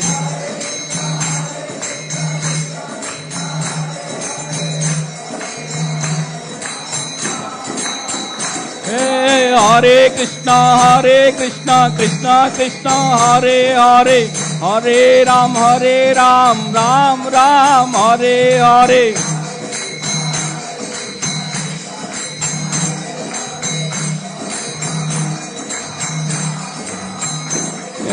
Hare Krishna, Krishna Krishna, Hare Hare, Hare Ram, Ram Ram, Hare Hare.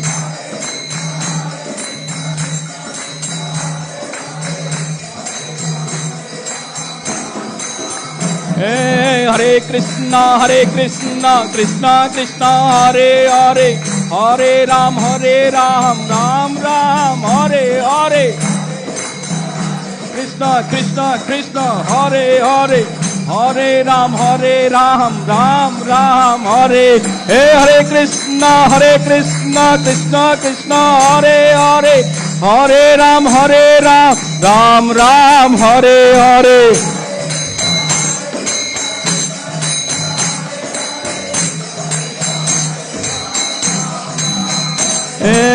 Hare Krishna, Krishna Krishna Hare Hare, Hare Ram, Ram Ram, Hare Hare.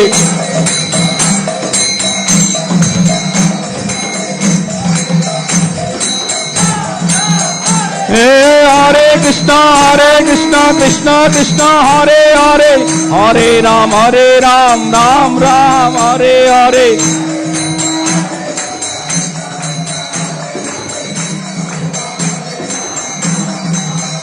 Hey Vande Krishna Nanda Kumara, Hey Nanda Kumara Madana Gopala, Hey Madana Gopala Mohana Rupa, Hey Mohana Rupa, Mohana Rupa,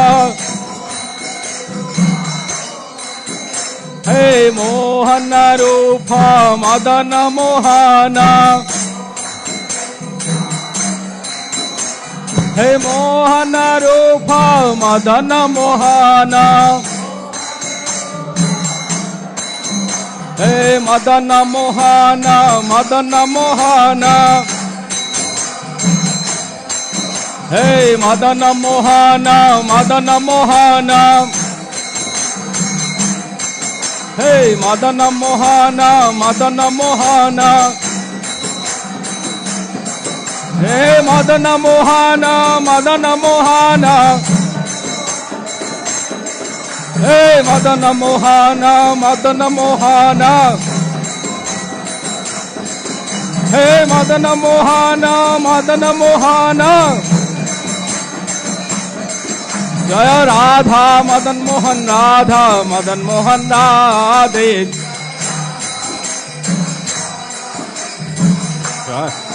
Jaya Radhe, Jaya Radhe, Jaya Radhe, Jaya Sri Radhe.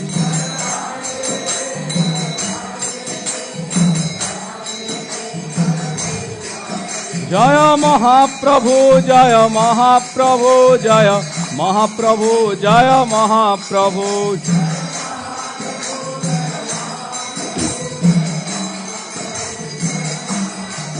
Jaya Lakshmi Narasingha, Jaya Prahlad Narasingha, Jaya Lakshmi Narasingha, Jaya Prahlad Narasingha.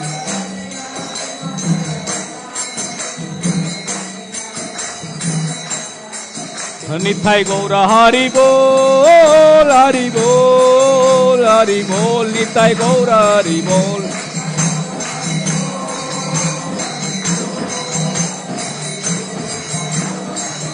Jaya Jaya Prabhupada, Prabhupada, Prabhupada, Jaya Jaya Prabhupada.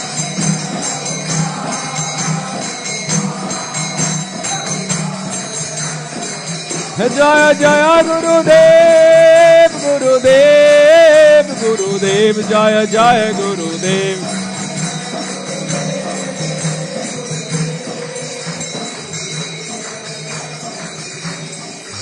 Khyamanande, Jai Jai Sri Sri Radha Madan Mohan Bhagavan ki, Sriman Mahaprabhu ki, Sri Lakshmi Narasimha Dev Bhagavan ki. Jai Om Vishnupad Paramahansa Parivrajagacharya Ashtottar Sata Abhay Charanar Bhaktivedanta Swami Jagadguru Srila Prabhupada Maharaj ki. ISKCON BBD founder Acharya Jagadguru Srila Prabhupada Maharaj ki. Nityala Pravishta Ashtottar Sata Srila Bhakti Siddhanta Saraswati Goswami Thakur Prabhupada Maharaj ki. नामाचार्य Shri Haridas Thakur की, अनंत कोटि वैष्णव वृंद की, प्रेम से कहो श्री कृष्ण चैतन्य प्रभु नित्यानंद श्री अद्वैत गदाधर श्रीवासादि गौर भक्त वृंद की, श्री श्री राधा मदन मोहन श्याम कुंड राधा कुंड गिरि गोवर्धन की, वृंदावन धाम मथुरा धाम की, नवदीप मायापुर धाम की, अयोध्या धाम की, मिथिला धाम की, जगन्नाथपुरी धाम की, गंगामय जमुना माई की, गंगामय जमुना माई की, समवेत भक्त वृंद की, श्रीमद्-भागवतम की, हरिनाम संकीर्तन महायज्ञ की, all glories to the assembled devotees, all glories to the assembled devotees, all glories to the assembled devotees, all glories, all glories, all glories to Sri Sri Guru and Gauranga. Hare Krishna.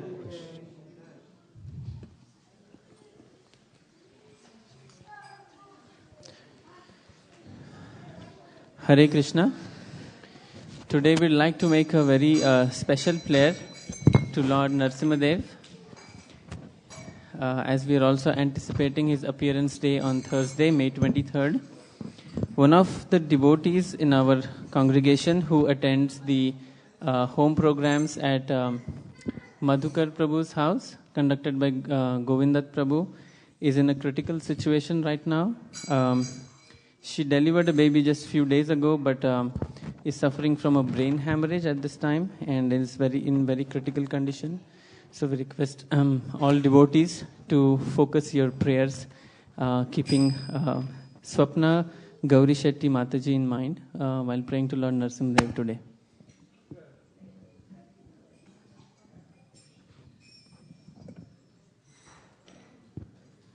Namaste Narasimhaya.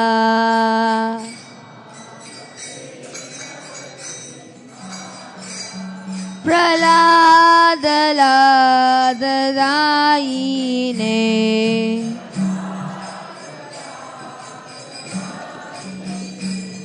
Idanyakashi Purvaksha.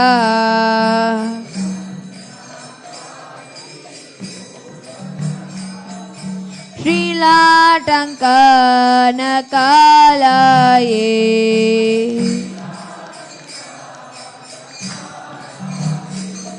Yito Narasimha Parato Narasimha.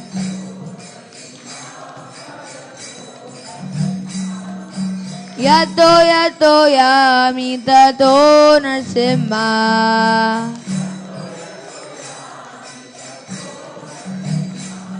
Bahir Narasimha Hridaye Narasimha.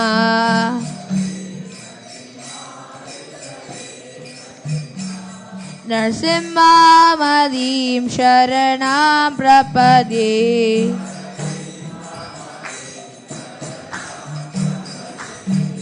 Tava Kara Kamalavare Nakam Adbhuta Shringam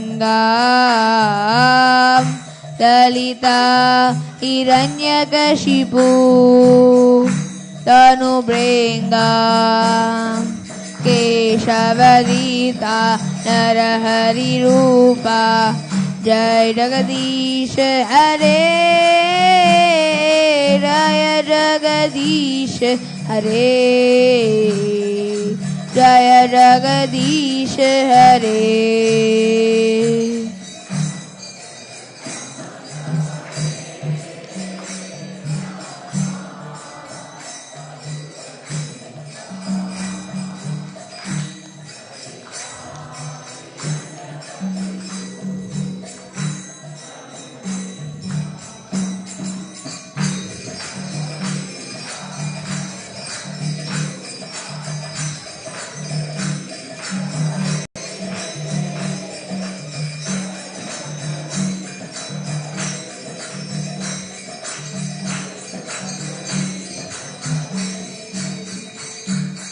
Tava Kara Kamalavare Nakam Adbhuta Shringam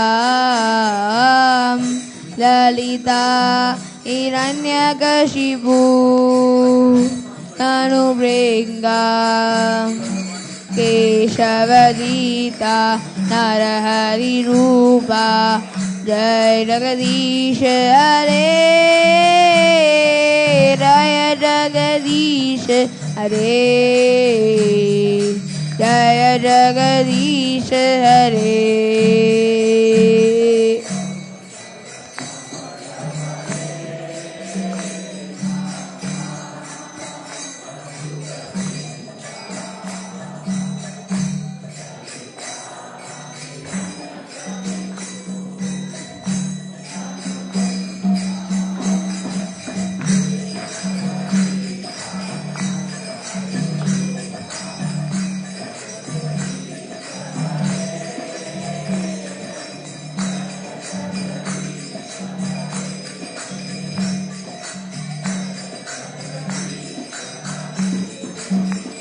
Jaya Narsimhadev, Jaya Narsimhadev, Jaya Narsimhadev, Jaya Narsimhadev.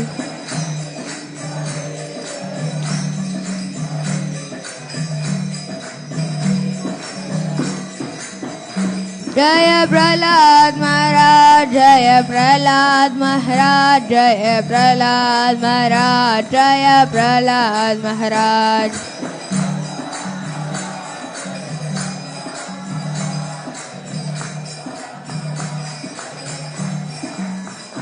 Jaya Prabhupada, Jaya Prabhupada, Jaya Prabhupada, Jaya Prabhupada.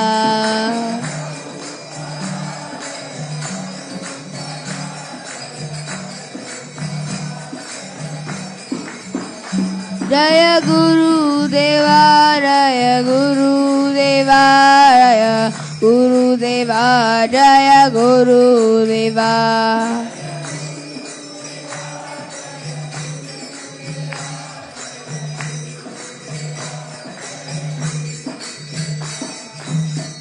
Nrsimhadev ki. Shri Shri Lakshmi Nrsimhadev ki jai. Shri Shri Radha Madan Mohan ji ki jai. Shriman Mahaprabhu ki jai. Gaur Bhakta Vrinda ki jai. Srila Prabhupada ki jai. Hare Krishna and welcome to this Sunday Feast program at ISKCON of Silicon Valley. We are always looking towards the next festival, no matter which Sunday Feast you come to. And next week on Thursday, May 23rd, we'll be celebrating the appearance day of Lord Nrsimhadev. Lord Nrsimhadev's appearance is very special and very of prime importance to all the Vaishnavas because it embodies the highest and the purest form of bhakti exhibited by Prahlad Maharaj. Although just a mere boy of 5 years old, you can see many children here, but Prahlad Maharaj was very unique. He received instructions from Narad Muni while still in the womb of his mother and came out as a pure devotee in this world. And although his father was extremely envious of his little son who was a pure devotee of Lord Vishnu, Prahlad Maharaj, because of his transcendental qualities, remained undisturbed in whatever circumstances he was put into.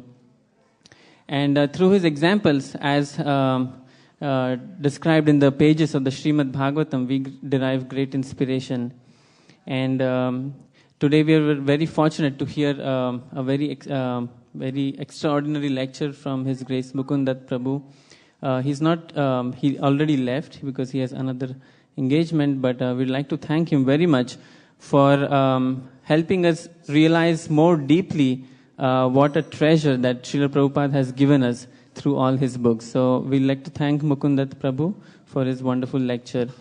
And we'd like to mention that we have a drive going on here for making Srimad-Bhagavatam sets available for all devotees who would like to keep a set at their houses and read them regularly.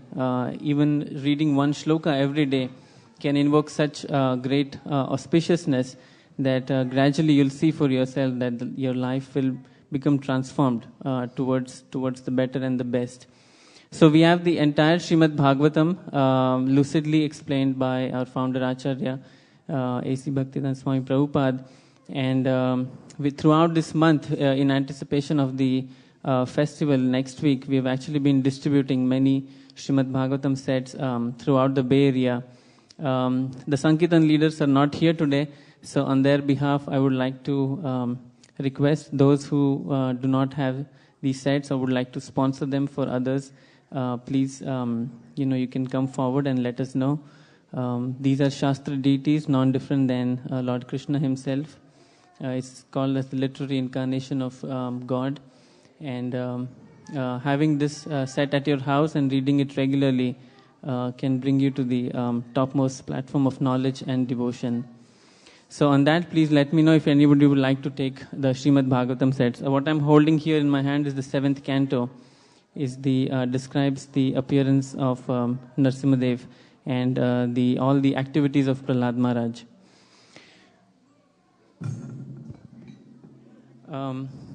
We'd also like to thank tonight's Kirtan leader, His Grace Balimadan Prabhu, for an ecstatic Kirtan.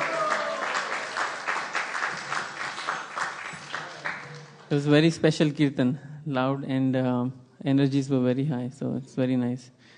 Now we'd like to take a moment to acknowledge and thank all our newcomers, those who are coming to the temple for the first time.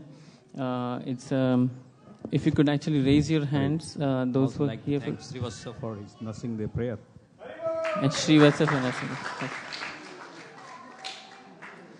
Okay, once again, newcomers, Hare Krishna. There are a lot of newcomers today. We thank you.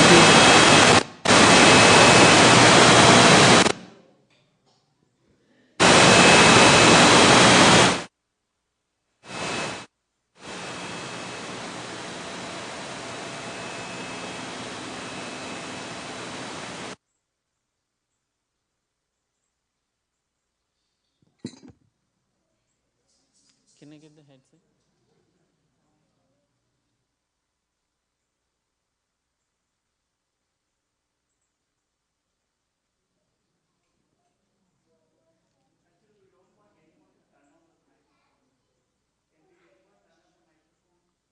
Turn off.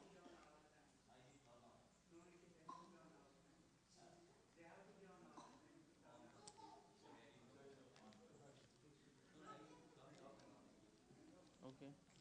Can you turn this one on again? Hare Krishna. Okay, thank you. So we'd like to welcome our newcomers by loudly chanting once the Maha Mantra all together. Hare Krishna, Krishna Krishna, Hare Hare, Hare Rama, Rama Rama, Hare Hare. So in the age of Kali, the practice of devotional service is made very easy because all of us do not have much time, first of all, especially in Silicon Valley. And even if we have time, there are so many things to disturb our mind all the time. The Bhagavatam explains that people are lazy, misguided, and above all, always disturbed. So the easiest way to undisturb your mind or to calm down your mind and to focus it on spiritual topics is by chanting this Maha Mantra. It brings the greatest auspiciousness, and step by step it takes you to the highest platform of knowledge. So all the newcomers, we give you a hearty welcome, and we'd like to encourage you to come as often as possible and become a part of our congregation. Thank you very much. Damodar Prabhu would like to introduce two special guests tonight. Thank you, Vrindavan Priya Prabhu. Yeah, so today, how many of you have been to our 951 South Bascom Center? A lot. Wow, so it shows that devotees, despite we moved to a new location, have been coming along with us. Why I was asking was when we were in that location, Sunday feast like this, people used to get crumpled around, and then, there was very less space. And it's glad to see all of you sitting comfortably. And when we were looking for many properties, we searched for over 50 to 60 properties. And this property where you are sitting right now, it was December 2011. And, we have two guests here who are part of the church, which was there during that time. And I remember when I walked in, and we have special guest here, and she was actually performing services at that point of time. And they also have faith which worships female power, like Radharani. And the environment was pristine, and as we walk in, there was something, something said that, oh, this is something which is very great. And we would like to welcome both the guests and let them introduce about themselves and say what did they found about the new place now. Hi, I'm Bonnie, and I'm very, very happy to be here again. Some of you may have heard already that my son-in-law is your Bhakti George. Yeah. So I think it's beautiful what you've done with the sanctuary, and it's always a joy to be here and to celebrate with you. Thank you.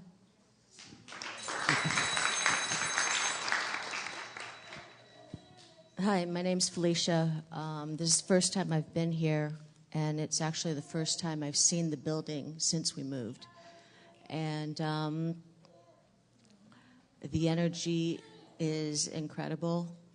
The service tonight was so open and joyful that it's really nice to have that grounded here. Thank you. Thank you very much.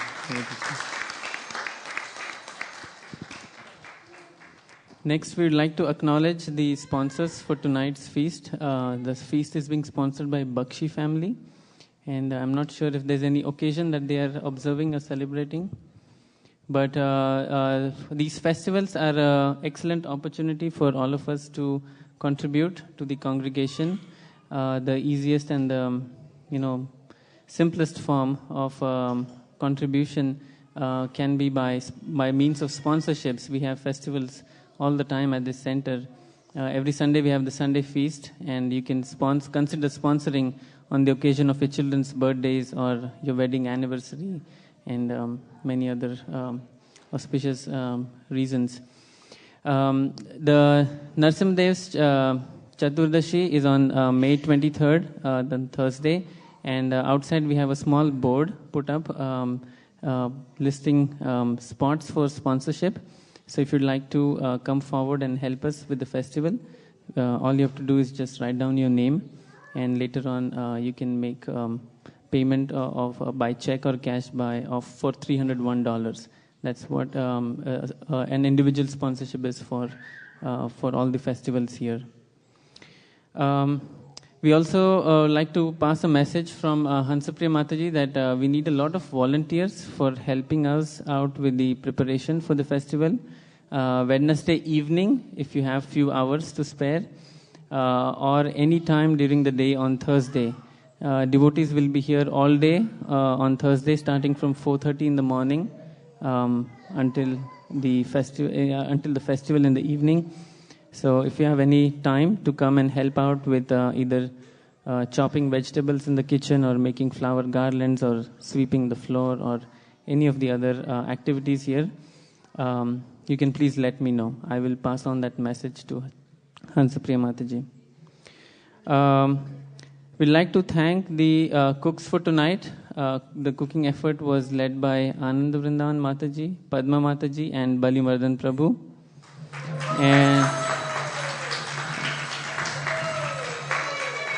And they were helped by Mahesh Prabhu, Periya Perumal Prabhu, Bhavani, and Kundalata Mataji.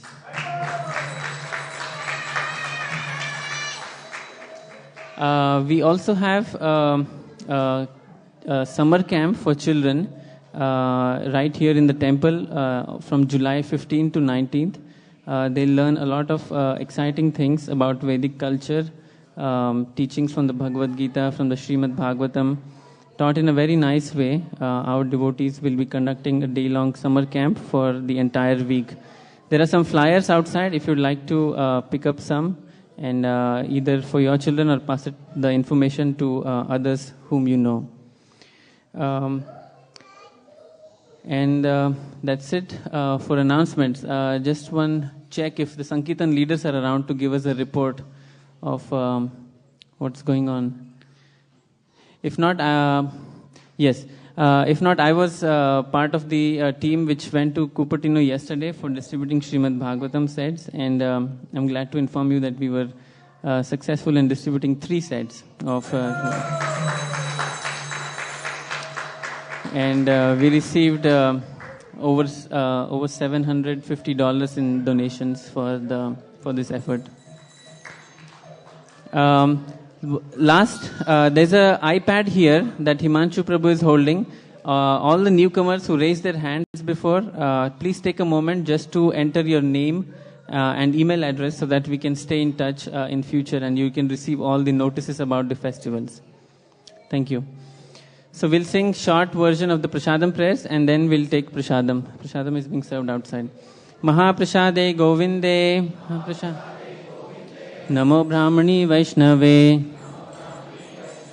Svalpa Punyavatam Rajan.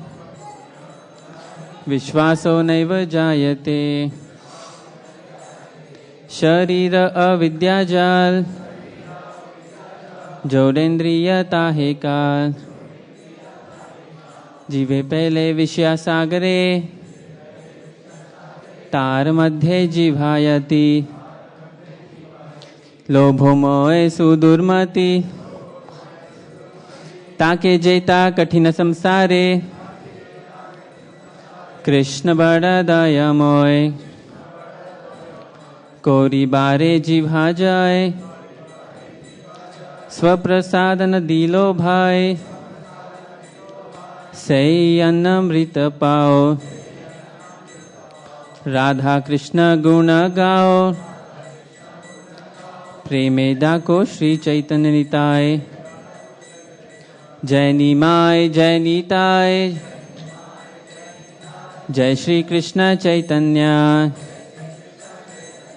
प्रभु नित्यानंद श्री अद्वैत गदाधर श्रीवासादि गौर भक्त वृंदा हरे कृष्णा कृष्णा कृष्णा हरे हरे हरे राम राम राम हरे हरे। भगवत श्री महाप्रसाद की जय। Please come and take prasadam.